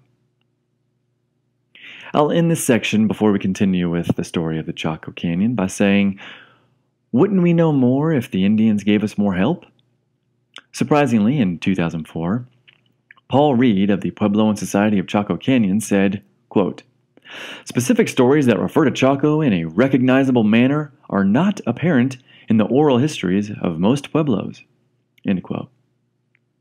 Then again, that isn't surprising if you remember the ceremony of forgetting. But there could be more to it. Here's Lexon to expound upon that. Quote, Indians are understandably disinclined to make their heritage public. End quote. And also, quote, I don't think any histories we can write will justify archaeology for Native America. They know their heritage. Indians are not our audience. End quote. For me, everyone's my audience. And if anyone from any tribe is listening or have listened to any previous episode, I hope I've done just a little bit of right by y'all. I see no problem in telling other people's stories, as long as I'm doing it reverently and to the best of my knowledge and ability, which I am. I ain't half-assing these episodes, as anyone around me knows. But alright, let's get back into that canyon. In Chaco Canyon, there is a glorious landmark known as Fajada Butte. You can't miss it. It's visible from a long distance away, and it's one of the first things you notice when you drive into the canyon, whether that's from the south or the north. It's a powerful-looking butte that the Anasazi no doubt imbued with meaning. I say no doubt because the entire canyon, indeed the entire landscape, is imbued with meaning to the Anasazi. But on the side of Fajada Butte, behind 3 giant slabs of sandstone that may or may not have been purposefully put there by the Anasazi, a feat that would have been very difficult, but on the side of Fajada Butte is etched a pair of spirals, one large and one small. And this is known as the sun dagger. Not only does the sun dagger mark the solstices, but it also tracks the 18.6-year lunar cycle.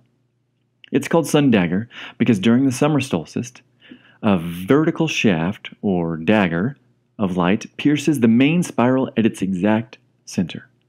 Then, on the winter solstice, 2 daggers of light perfectly bracket the large spiral. And lastly, a dagger of light strikes the perfect center of the smaller spiral during the fall and spring equinoxes. Unfortunately, those slabs have fallen over now, and the effect is ruined, and the place is closed to tourists. But for the 10 years it stood and was known about, it was studied extensively. Just like their cousins to the south, calendars were important to the Anasazi, and spirals may have represented time and astronomical events on the calendars. I know I just talked about how it's dangerous to use ethnographies to make conjectures about the past. But that's what we're fixing to do as I talk about the meaning of a spiral.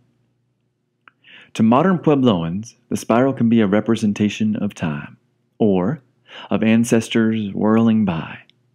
They can be a sign of nearby water. Some spirals even mark springs and places where water sits beneath the surface. But most of all, that spiral could mean movement.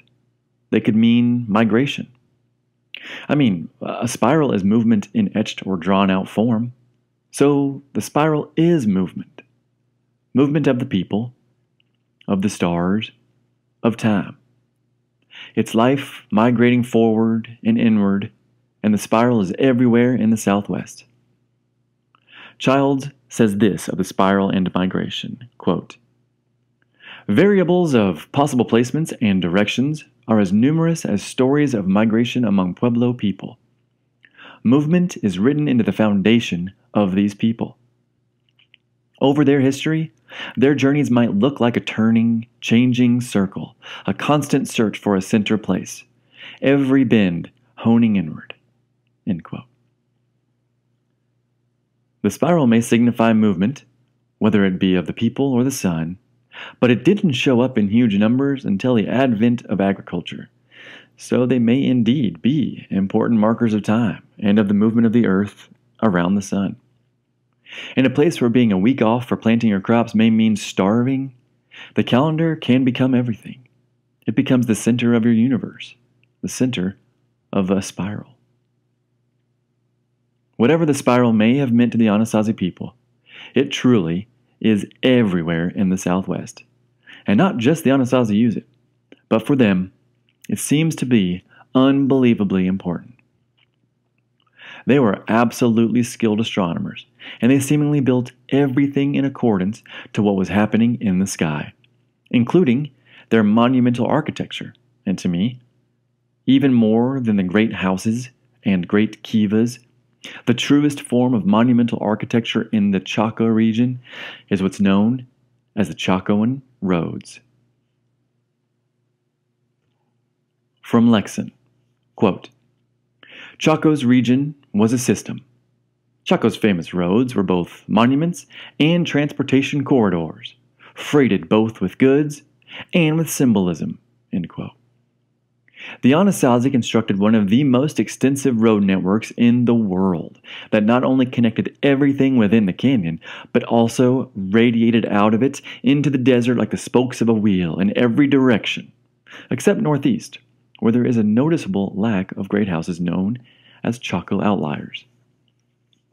The presence of these Chaco outlier great houses and kivas are the defining feature of the Chaco region. Where the great house outliers stop, the Chaco region ceases, and these roads lead to many of these Chacoan outliers. Some of the roads go in straight lines for 62 miles, leading directly to his distant settlement's great house. Hundreds of miles of roads and over 150 Chacoan outlier communities have been discovered so far, with more being mapped every single year. Not only Chaco outliers were the target of these roads, though. Some head to significant natural features, and some just end abruptly in the middle of the desert. All this suggests that they may have played a ritual component of life in Chaco times. The roads have carved stairs and ramps, and hand and footholds on cliff sides where they are necessary. So the roads no doubt carried people. There are even segments with holes in the wall where it is believed a platform or scaffolding or even a ladder would have either been placed or stood there always. Not only people, the roads also carried continuity and connection. They also carried symbolism, a way to connect the people with the past. They were truly of a monumental design, with some parts of the road being 30 to 40 feet wide, and sections of the path were lined with earthen or adobe curbs. They can still be seen from the air, and Childs tried to walk a few, although modern life has erased many, many miles of them, unfortunately. Childs discusses the most famous of these roads that leave Chaco, the Great North Road. Quote, "The Great North Road was only one avenue leading to and from this place, part of a network of thoroughfares that required more labor to build than even the great houses. Workers transported unknown tons of earth, cutting and filling to keep roads straight regardless of the topography they passed through. Where it would have been far more efficient to jog around some butte or lone cliff, the roads aimed straight ahead, incorporating costly ramps or carved stairs directly up to the top." End quote. One of these roads even goes down the Comb Ridge in Utah, which, if you've been there or seen it, that is amazing. They may have been straight so that they could be seen from great distances. Nothing in nature is straight, so they would have immediately been noticed by anyone passing through the territory. And the road's territory is massive, stretching even into eastern Utah, although those eastern Utah roads are built a little later, during the 12th and the 13th centuries. They're big and impressive, and while they're built in the same Chacoan style, these eastern Utah roads, the evidence points to them being a lane of travel for much, much longer than that. Maybe even the 500s AD. And from wherever they came from, they point directly towards Bear's Ears, possibly even directly between the two cute ears themselves. I've been up there to those ears, and I had no idea at the time that the roads were there. Honestly, doing research for this episode just makes me want to be on the Colorado Plateau so bad. Accompanying these amazing Chacoan roads is the little understood and even littler studied line of sight communication or signaling networks, which both paralleled and operated separately from the monumental roads. They really are not very well documented, and they've only just been discovered, but they are absolutely there. In the desert, at the Bear's Ears in Utah, in the southern Rockies of Colorado, and stretching to Arizona and all the way into Mexico. This network basically consisted of hills that would have been operated by a person ready to light a giant bonfire at any moment's notice, or use a signaling mirror like the Mesoamericans were doing down south. There's archaeological evidence for these fires in both charcoal and stones that were heated, so heated that they shattered, as well as finer broken pottery of black on white designs, that famous Anasazi design, that have been smashed at many hill sites.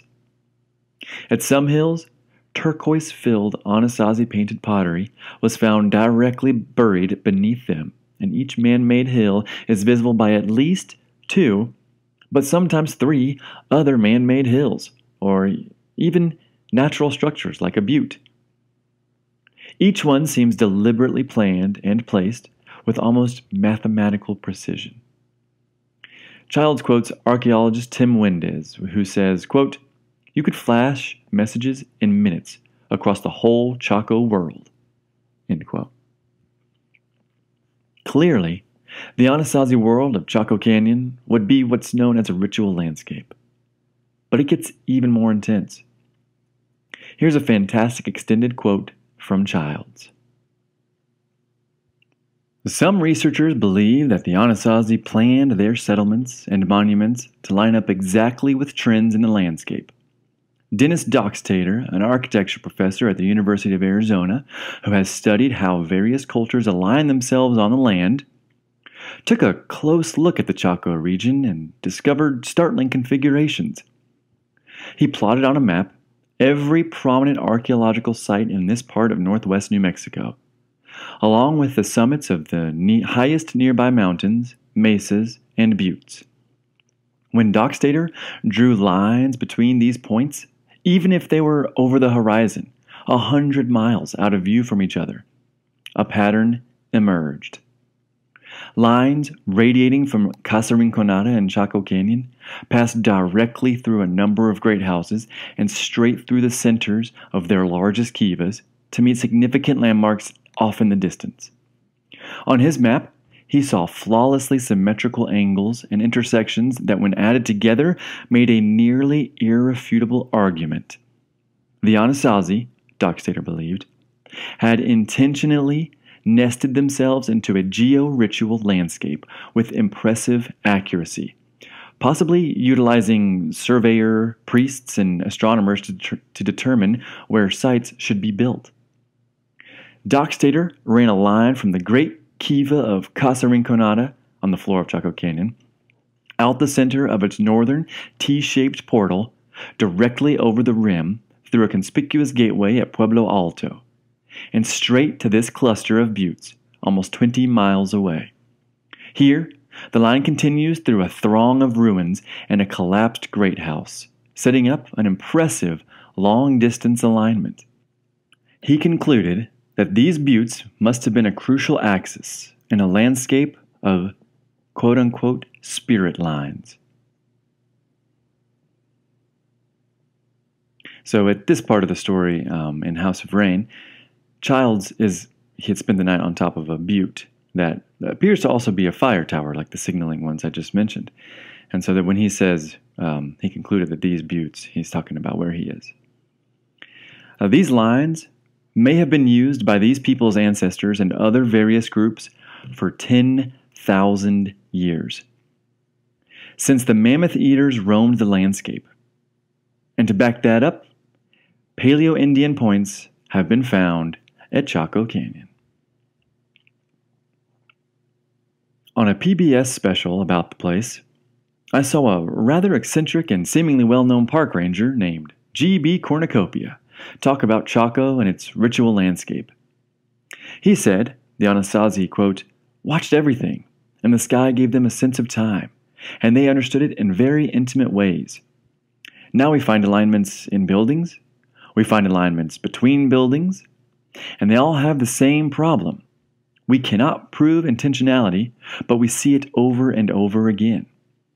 And after a while, you get the idea there is a pattern here, and while you might be discussing one alignment like this and not know for sure if this was intentional, you know you've got dozens of others. For them all to be coincidental is the greatest coincidence. End quote. And, as I mentioned earlier, as Lexon says, there are no coincidences in history. In AD 1054, July to be precise, a supernova exploded in space that was visible during the day and was as bright as a full moon in the night sky. While no European commented on it, the Chinese said it could be seen for 23 days when they recorded it. But the Anasazi also recorded it. On a canyon wall near the Peñasco Blanco Great House, someone painted a crescent moon with a star below it. From Plog, quote, although these rock paintings cannot be dated, the correspondence between the date of the supernova and the concentration of building activity in Chaco Canyon between AD 1030 and 1130 is extremely suggestive. End quote. Then, 6 years later, in 1060, a volcano exploded in northern Arizona that sent ash raining down on Chaco Canyon, and it buried 800 square miles of southwestern land in glowing cinders. People probably came from all over to witness it, and we know it was witnessed because some Anasazi, or Mogollon, or Hohokam, or all of them, pressed corn cobs into the hot lava rocks, leaving an impression of the kernels for people to see today. Then, 2 years later, in 1062, Halley's Comet streaked across the sky. None of this would have been ignored by the people on the ground at Chaco Canyon, or anywhere else in the Southwest. Archaeologist Mark Varian told Childs, quote, their landscape was not just a physical one. I think they were moving within a landscape imbued with meaning. End quote. One thing that Chaco and the Anasazi, and especially the Membres of the Mogollon region, are very well known for is their pottery, which I really only just recently mentioned, but it's what helped propel them into the consciousness of the nation way back when. Not a single Membre's broken bottom ceramic vessel that was placed atop the dead's face has been recovered from a site. They've all been looted. Heck, I even have a piece of Anasazi pottery I received for free from an antique shop owner in Arizona who had a bowl of them at the register. When I asked about this bowl of Anasazi potsherds, he said he gets people all the time who come in with handfuls of the white and black stuff asking to pawn them, and the shop owner says they shouldn't have taken them in the first place. So, to devalue these potsherds, he encourages that the tourists leave them for free. And now, if you visit this shop, you can take one yourself. And I definitely took the prettiest one in that bowl. It's the oldest man-made object I own, and it's beautiful, even though it's only a little broken sliver. Ceramic vessels, or pots and pottery, were incredibly important to the people of the Southwest. It housed their corn, water, and pots of turquoise have been found beneath the signal hills and in great houses. It seems pottery was intentionally broken at important sites, with one site in Chaco Canyon having 80,000 ceramic vessels intentionally smashed. My wife and I went to a site near Monument Valley that required some sleuthing to find and some maneuvering down a cliff to reach. And before we could even see the site, we knew we were there because we were walking on a bed of broken pottery. It was more potsherds than I have ever seen, and it had all kinds and all varieties, all firings, all colors, all patterns. It was unreal. We spent the first little while just raking the ground, looking for more and more elaborate potsherds before we dropped them all. It was incredible. Eventually, we had to ignore them and carefully explore the ruins, or else we would have been there all day. It was amazing. I've been to so many sites, and most of them are quite a bit more accessible, which means I've run into like 10 or 20 potsherds. But at that place, it was shocking, the sheer amount of them. They seemed almost as numerous as the sand. Barillo says, quote, "Pottery, it seems, had cultural importance that extended beyond the realms of both mundane and ritual usage. It said who you were." End quote. Most of the most recognizable pottery is white with black geometric designs, well, like the potsherd I was given. And potsherd in archaeological parlance, not potshard. A shard is glass. A sherd is ceramic. There are gray, non-painted ones that were most likely used for cooking and storing, as opposed to the possibly ceremonial use, or the nicer ones that are painted could even have been used like we use fine china today. Surprisingly, some ceramic vessels have been found with layers and layers of paint on them. I kind of took the discussion of pottery for granted when researching this episode because I've just seen so much of it. And it's one of the first things you learn about when studying Southwestern archaeology. You can date a vessel by its color and the patterns. You can even say where the vessel was fired from, or at least where the clays were gotten. You can also tell what culture the person belonged to who decorated it. They're important not only for aesthetic reasons, but also for dating and identifying a site. I'll talk more about the pottery in the next episode, just a little bit, because you can track the movement of the Anasazi on their spiral and Chaco meridian by seeing the slow evolution of their pottery once they leave Chaco. But there is something relevant to the end of our discussion here about pottery, which we're approaching. The end of the discussion about Chaco. Around the Mesa Verde region, north of Chaco, and in the Bears Ears as well, a new type of pottery was beginning to emerge during the heyday of the canyon, known to us as red ware, San Juan red wares, or even better, dead man's black on red. After firing, because of minerals in the clay and of the way it's fired, The vessel comes out red or orange, or at least with a reddish hue. The Anasazi figured out that if you burn the clay, which is full of iron, in a very oxygenized environment, like with a steady breeze, the clay itself rusts. The only problem with this is the sheer amount of wood and attention that's necessary. Here's Barillo with some insight into why that's important. Modern reconstructionists, potters, and other primitive technology wonks are always very eager to point this out, because it means that firing red wares is a lot harder and more involved than firing white or gray wares.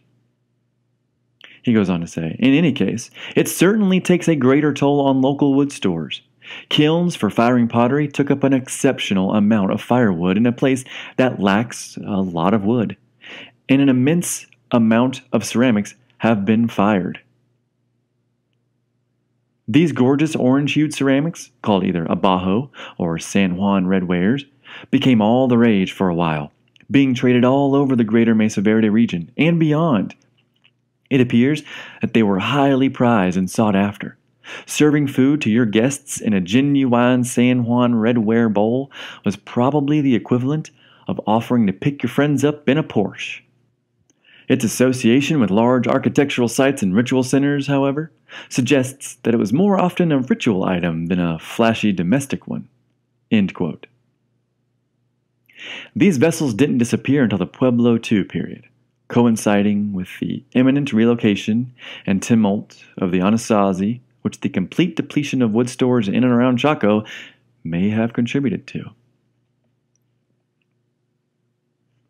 While pottery certainly was fired within Chaco Canyon, it does seem, as Lexon suggested, that Chaco was a black hole for all things it needed and wanted from the surrounding area, especially pottery. Like that one site in Chaco I just mentioned with 80,000 broken vessels. Another of Lexon's fun facts is that, quote, Chaco had bulk and prestige economies, end quote. Bulk goods, like ceramics, corn, and wood, moved in and out of Chaco from great distances, and prestige goods moved in and out from even further distances. Some of the prestige items came from over 600 miles away. 250,000 pine beams. 250,000.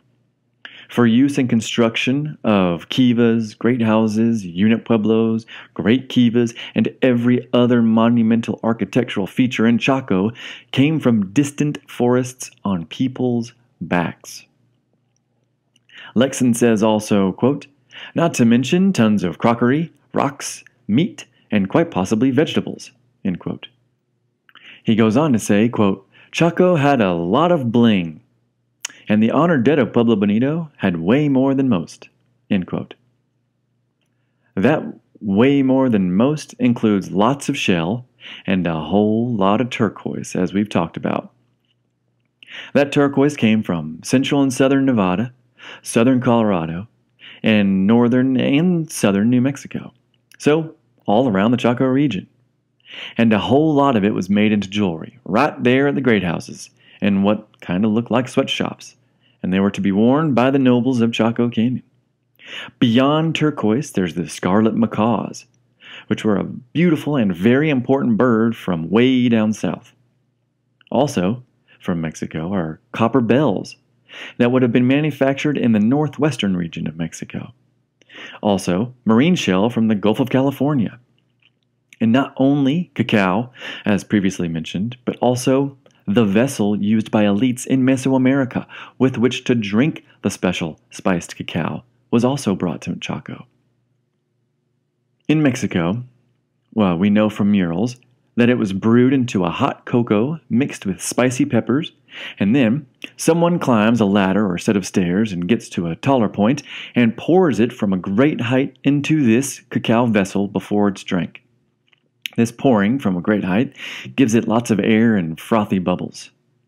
Not only cacao was being drank. I mentioned a while ago something called the Mississippian black drink, which I had no idea what on earth that was. So I did some research. The black drink is made of the Yaupon holly, which is North America's only native plant that contains caffeine, but also a few psychotropic effects as well. Do not know why we're not drinking it now. I could be drinking a Red Bull with the Yaupon holly. For Discovery, Justin Fornell wrote, quote, "For groups such as the Cherokee, Timucua, Choctaw, Muskogee, and Yugi, the black drink would have been an integral part of ceremonial life. Research suggests the black drink, known for its powerful concentration-enhancing and euphoric-inducing elixir with psychotropic effects, was used for special rituals including debates, religious engagements, and even in preparation for battle." End quote. Even Hohokam clothing has been found at the site. Remember, the Hohokam cultivated cotton. The Chaco and Anasazi really wore more skins, leathers, feathers, and braided yucca, including a braided yucca and feather type of sock, which they, yes, wore with their sandals. And don't forget that ceremonial heart-cutting knife from Mesoamerica that was found ominously in the canyon. Chaco Canyon really was a black hole for all goods, from all over the region. Some archaeologists, like Tim Paquetat in his 2007 Chiefdoms and Other Archaeological Delusions, clearly sees the influence of Mesoamerica as quite large and significant, not only in that eastern capital of the Mississippian, known to us as Cahokia, but also in the eastern Gulf area of the United States. Obviously, there's more than enough evidence for its influence in Chaco, and with the Anasazi as well. Again, this is only worth defending so vehemently because of Pueblo mystique. I did my archaeological dig, which is necessary to graduate with an archaeology degree, in Belize, on a Maya great house just outside the city core, which may have belonged to the capital of the region Lamanai. I'm not actually sure. I should check up on that. I picked archaeology to study the Maya. Over time, though, my love of all things Maya became my love of all things Southwest. But the more I'm learning, the more I'm realizing maybe that the Southwest is just an extension of the Maya, or if not Maya, at least Mesoamerica. What if the mounds I grew up near in Georgia, like Etowah, are also just an extension of Mesoamerica? Maybe not an extension, but a secondary state that grew up to emulate the areas south of the Tortilla Curtain. Lexon says, quote, "Objects and actions at distance enhanced elite knowledge and prestige. Kings were supposed to not only know what was going on elsewhere, in many narratives, kings were supposed to be from elsewhere."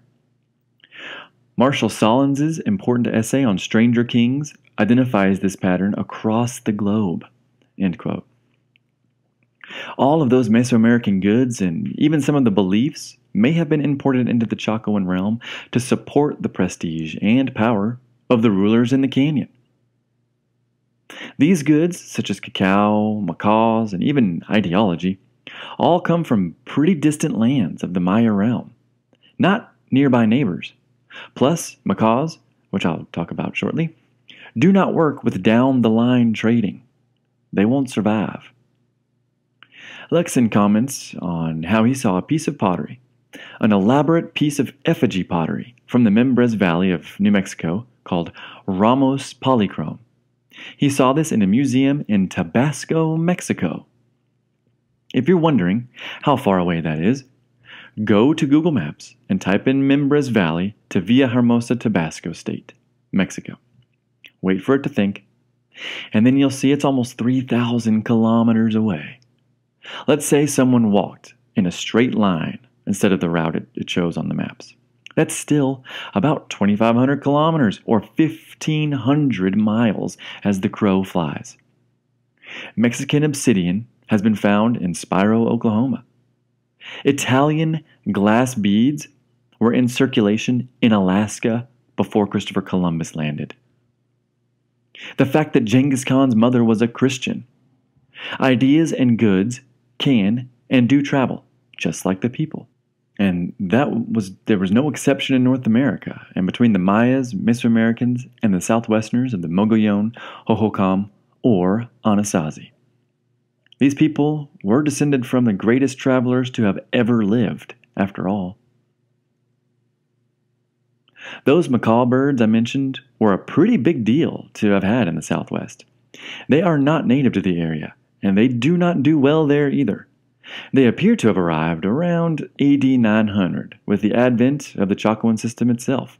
They came from down south, of course, in the jungles of Mexico. They have long tail feathers and strikingly vibrant colors, and those feathers were used in Mesoamerica not necessarily as money, but in a sort of reciprocal exchange, which is exactly what they may have been doing up in Chaco. But even beyond Chaco, there are hints at macaw pens further out in the hinterlands, and on Mimbres pottery, baby macaws were painted on bowls, suggesting they were being locally bred. And speaking of birds, turkeys were a huge part of life for people in the Southwest, and they had been, by this point, for 1,000 years or more, possibly as early as 1000 BC. But they weren't eaten, not yet at least. They were more used as feather providers for clothing and blankets, but also used in rituals. And when they died, there's even evidence they were given formal burials, like one you would give a beloved pet. But then something changed, and just before Chaco rose up and overtook the Four Corners, the people began to eat them. And by 1100, they were a staple being imported into Chaco with everything else. Even after Chaco, though, turkeys were important to the Anasazi. From Childs, quote, "A researcher named Kathy Roller Durand recently discovered the use of birds and their feathers increased after Chaco lost its central power, an indication that the Anasazi structure was not necessarily weakened by Chaco's decline." He goes on to say, "She had found from Salmon ruins a macaw and a turkey buried together. To her, a very curious and auspicious arrangement. Turkeys are known to have been used in Mesoamerica as substitutes for human sacrifices, and macaws signify a connection with the tropical regions where such sacrifices were common. It seems that everywhere Durand found the remains of birds, she also found evidence of ritual life." End quote.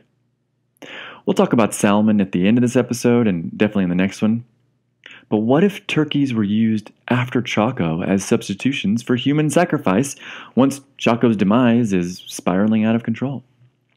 They kept the birds, but got rid of the human sacrifice, which means there could have been human sacrifice, in the canyon. Remember the ratio of young girls to men, and that heart-carving knife. Clearly, Chaco imported everything. But what did it export? Well, besides turquoise, it doesn't appear that it exported many physical goods. But that kind of makes sense if it's mostly a ceremonial capital city. The turquoise that it did export, though, has been found in coastal Oaxaca at a site named Tutu Tepic, where it then went into circulation around and throughout Mesoamerica. And truthfully, it may have exported things back out into the economy, like prestige goods, for outlier great houses. But all that the Chaco Valley really has is mustard-colored sandstone. So nothing seems to have really left Chaco in terms of artifacts besides turquoise. Well, and shortly, its people. But its ideas and way of life may have been its most valuable resource anyways. Enter with me through the only really completely novel and original thing to come out of Chaco, the T-shaped doorway. Archaeologist Joe Pachak said to Childs that the T-shaped doors aren't doors, but are instead, quote, windows, entries and exits. They're holes of emergence. They are sipapus in the architecture. People would have been reminded of their story daily, going in and out of the house, emerging into the world, then going back inside. End quote. The sipapu, remember, is the hole that you emerge from when leaving the underworld that are found in kivas. Pachak also points out that rock art symbols, those, often on walls or boulders near pueblos, have been found carved and etched into the frame of the T-shaped entryways, meaning they must have been symbolic, much like the landscape. But the T-shaped door or entryway's function is ultimately unknown as of right now. Researchers have suggested it would have been easier to carry things on your back into the room with that shape. Even my wife made that observation, and that's probably how it started out. It's also hard to close the T-shaped door. The way the Anasazi closed their doors, by the way, is to insert a sandstone slab, effectively blocking it. I've seen closed granaries and wondered what was behind the sandstone slab. I was so tempted to open it, but I did not. Probably for the best. No, definitely for the best. Eventually, T-shaped doors became associated with rooms adjacent to kivas, entryways to towers, which we'll talk about in the next episode, and rooms within these towers. Barillo says of them, quote, "They appear in rock art, on textiles, etched into the plaster on kiva walls, and even carved into mug handles." End quote. At Chaco, the T-shaped doors only appear on exterior entries of great houses, hence the bringing stuff in train of thought, especially if those great houses also were used as warehouses. Once the capital moves to Aztec, they start to appear on great houses and common unit pueblos, suggesting the meaning has changed, or maybe that the elites have given up some ritual knowledge or power. But soon after that, they start to appear on Mesa Verde and then in Utah, but curiously, as later features of those pueblos, suggesting migrants moved in and added them. They then disappear in 1300, at least until their reappearance at the end of our story in the Mexican state of Chihuahua, at a place called Paquime. Beyond turquoise and T-shaped doors, Chaco spread its influence throughout the Southwest through colonies, like at the very important ritual site of Chimney Rock in south-central Colorado, but also in the Bears Ears. Both places were copying Chaco, or possibly even asking Chaco to come proselytize to them. Barillo says, quote, "It's altogether possible that the Chaco system wasn't something to which people were bent, but rather something to which they bended themselves." End quote. Remember, our American bias about not wanting a king? I mean, well, some people in this country these days sure do want a big daddy government. But anyways. Although I have driven past Chimney Rock 4, maybe even 5 separate times, it has always been closed to the public because of its very short duration of being open throughout the year. It is rather high up in the Rockies, after all. Even though 2 of those times there was no snow, and I was very disappointed. But the Chimney Rock ruins are important to mention because of its clearly ritual space and influence from Chaco. At the site, there are 2 naturally occurring stone towers where every 18.6 years, which is the lunar cycle, and which was also marked and noticed by the sun dagger at Chaco Canyon, but every 18.6 years, the moon rises directly between those 2 natural towers. There's also a distinct lack of trash and artifacts, not to mention, it's quite difficult living environment, further suggesting it was a ritual space utilized for its natural features. But the ritual landscape was all important, as we know, to the Anasazi, and a part of that ritual landscape is the number 2. In Navajo, Hopi, Aztec, the Mississippian, the Maya, and more, there's the legend of the hero twins that help humanity.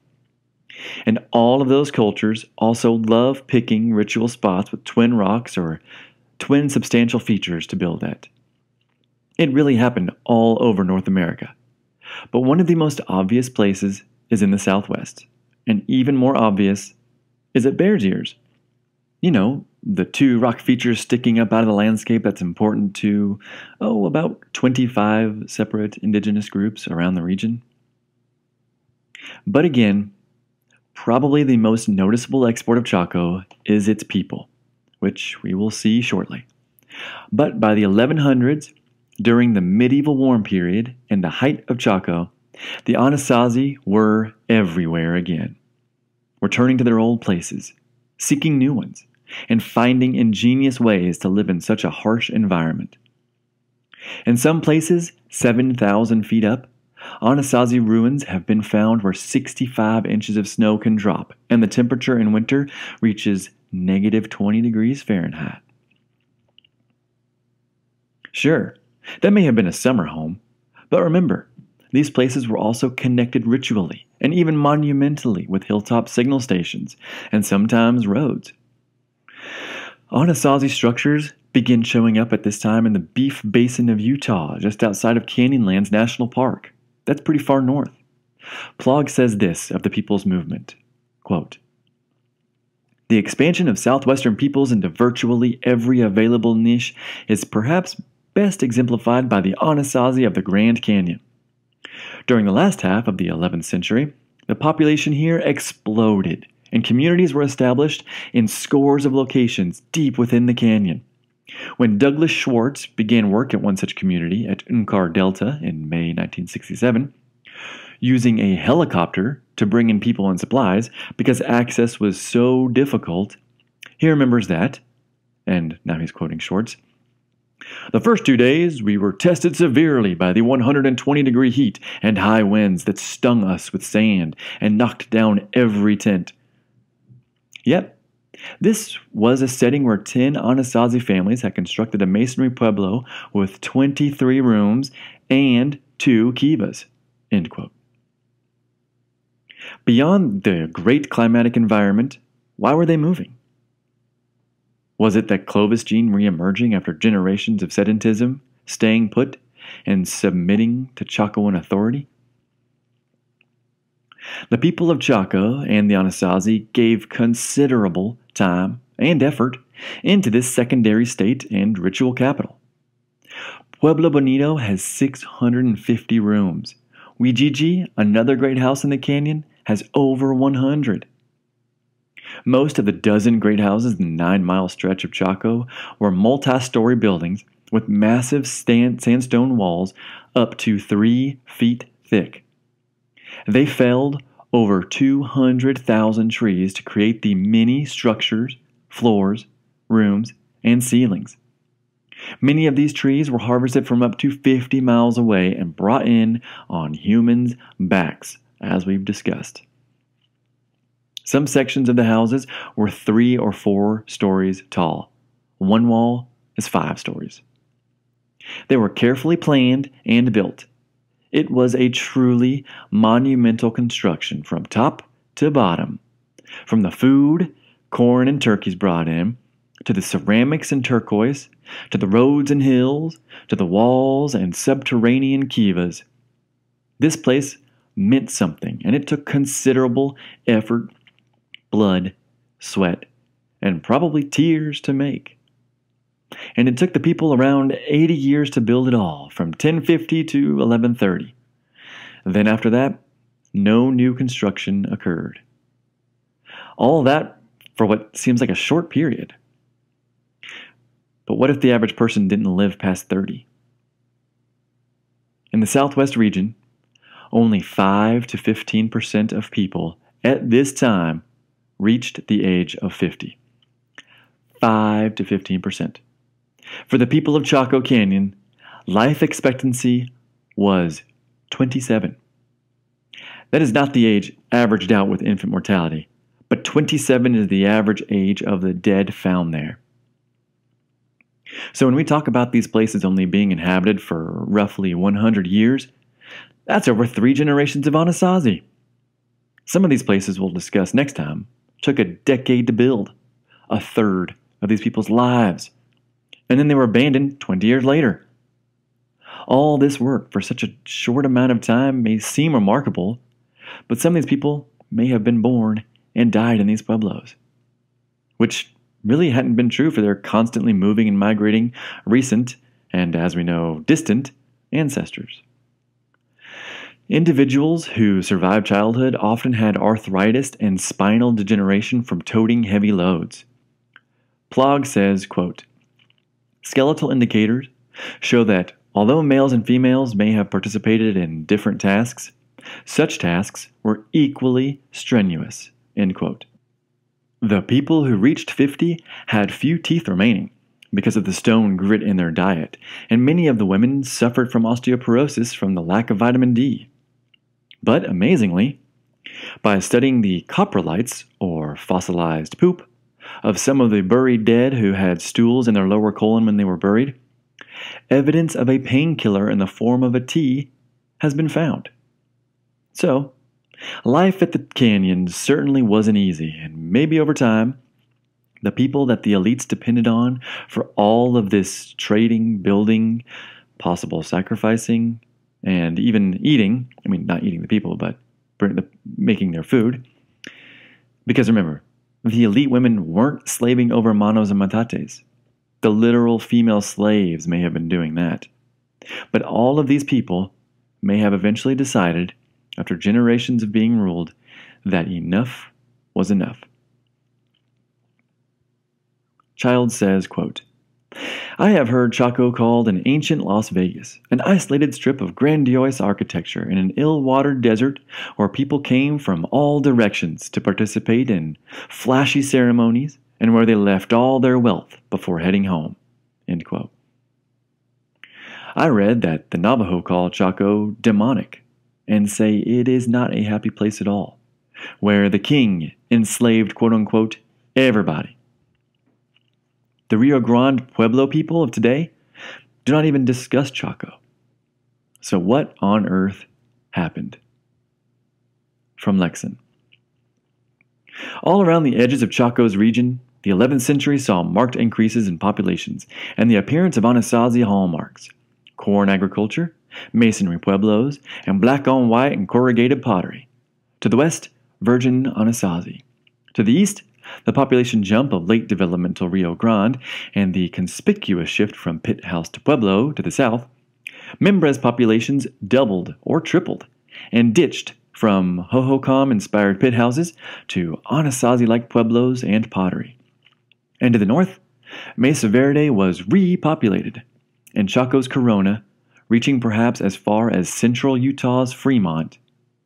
Everywhere around Chaco, people who had formerly minded their own business suddenly chose to look like Chacoan commoners, that is, like pueblos.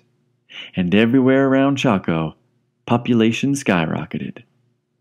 End quote. Part of that explosion of population to the hinterlands of the Grand Canyon, Canyonlands, Mogollon Rim, Bears Ears, and Mesa Verde region was the realization that it was much easier to farm, and the fact that the trees and animals had returned after centuries of abandonment. Many people left Chaco, following the roads out of town, and like I mentioned earlier, these roads probably predate Chaco, and were probably the same ones they used to move into the canyon in the first place. As the southwestern population grew, the Chacoan elites prospered. Then, the entire region faced a tough reality when the drought of 1130 to 1180 brought a severe lack of rain and hit the Anasazi with fear and starvation once those great warehouses began distributing less and less. Then, the great houses turned on each other.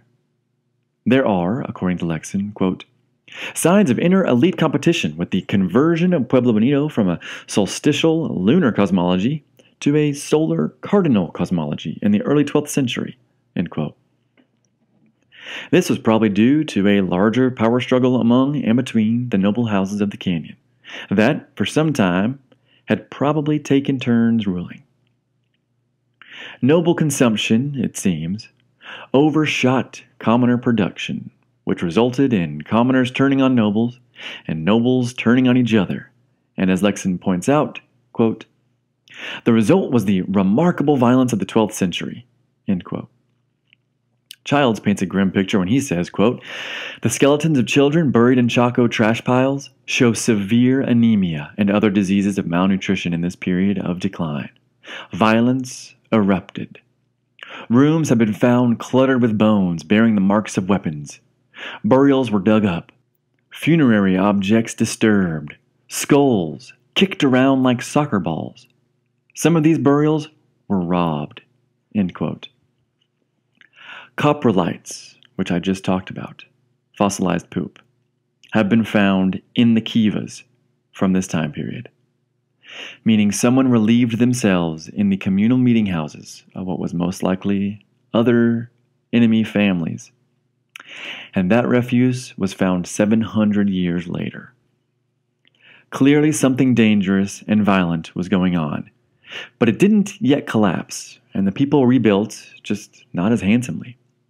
Barillo adds, "Archaeological evidence from this period indicates an extreme uptick of interpersonal violence throughout the region that's almost undoubtedly associated with a major breakdown of social influence or control. Of course, the golden era of the Pax Chaco also meant that everyone was living pretty happily and harmoniously in or near dense community centers when it all went pear-shaped in the early to mid-1100s. One option was to stay put and either condone or endure the waves of accompanying interpersonal tension in this stubborn hope that it would all prove short-lived. The other option was to vamoose." End quote. Child says, quote, "At first, people may have begun to leave Chaco by rooms, and then by clans, and then by whole villages." End quote. And as I've hinted before, most people chose to vote with their feet and move, and the place, pre-planned, pre-chosen, and already built specifically for this purpose, is known to us as Aztec ruins. Lexon suggests the move to Aztec may have been a move by some houses to leave during a growing conflict, and probably to be closer to that precious resources of water, which Chaco is severely lacking. But this move was absolutely planned, and as Barillo puts it, quote, "Aztec hit its stride as twilight fell on Chaco." End quote. I know I'm quoting a lot here, but these guys are just saying everything so well. Here's more from Chaco, or more from Childs. Oh.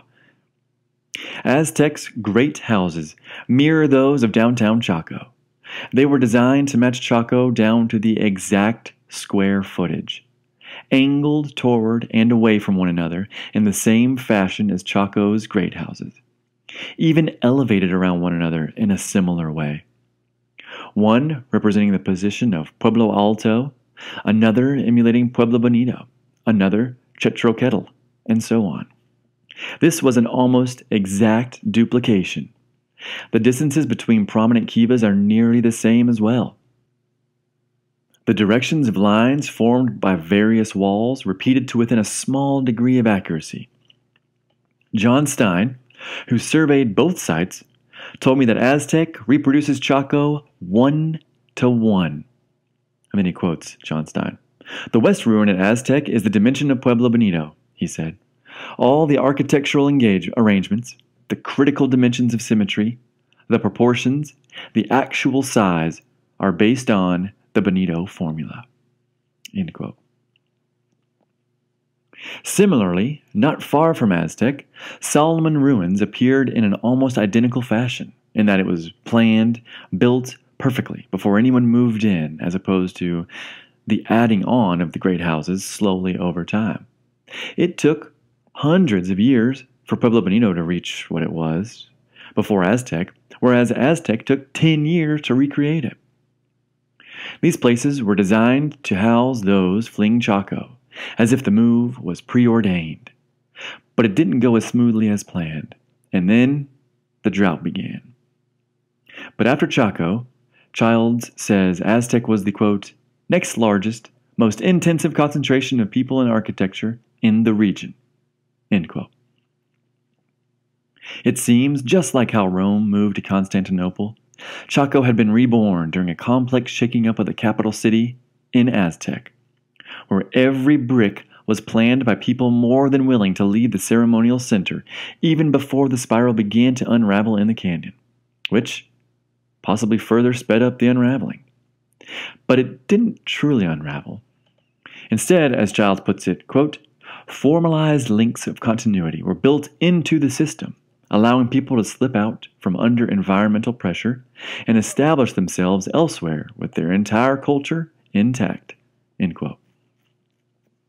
Meanwhile, as Barillo puts it, the entire region found itself in the grip of a severe drought, and people throughout the Four Corners ceased construction of big Chaco-style great houses. Which makes sense.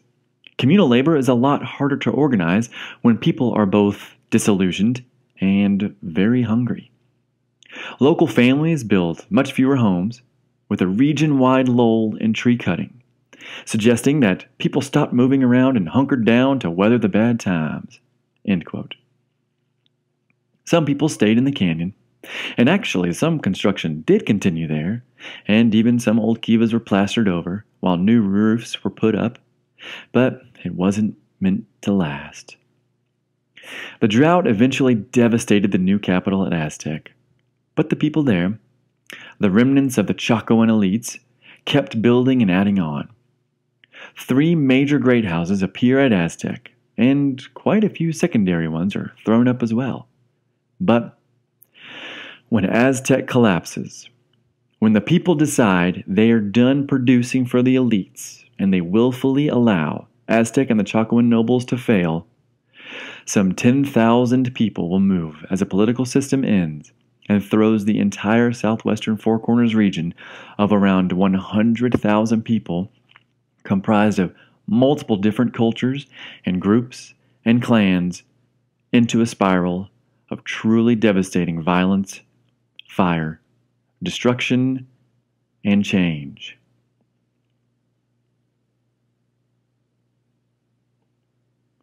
In the next episode, the Anasazi will move from Aztec to Mesa Verde, and then to areas in Utah, and then down Arizona, through the Hohokam and Mogollon lands, all the way across the Tortilla Curtain and into the distant mountains of the Sierra Madres in Mexico. All the while, they'll attempt to maintain their core beliefs, ways of life, and power, while adapting to the people they come into contact with. Unfortunately, their spiral migration will leave a trail of violence and abandoned pueblos as they search for their center place.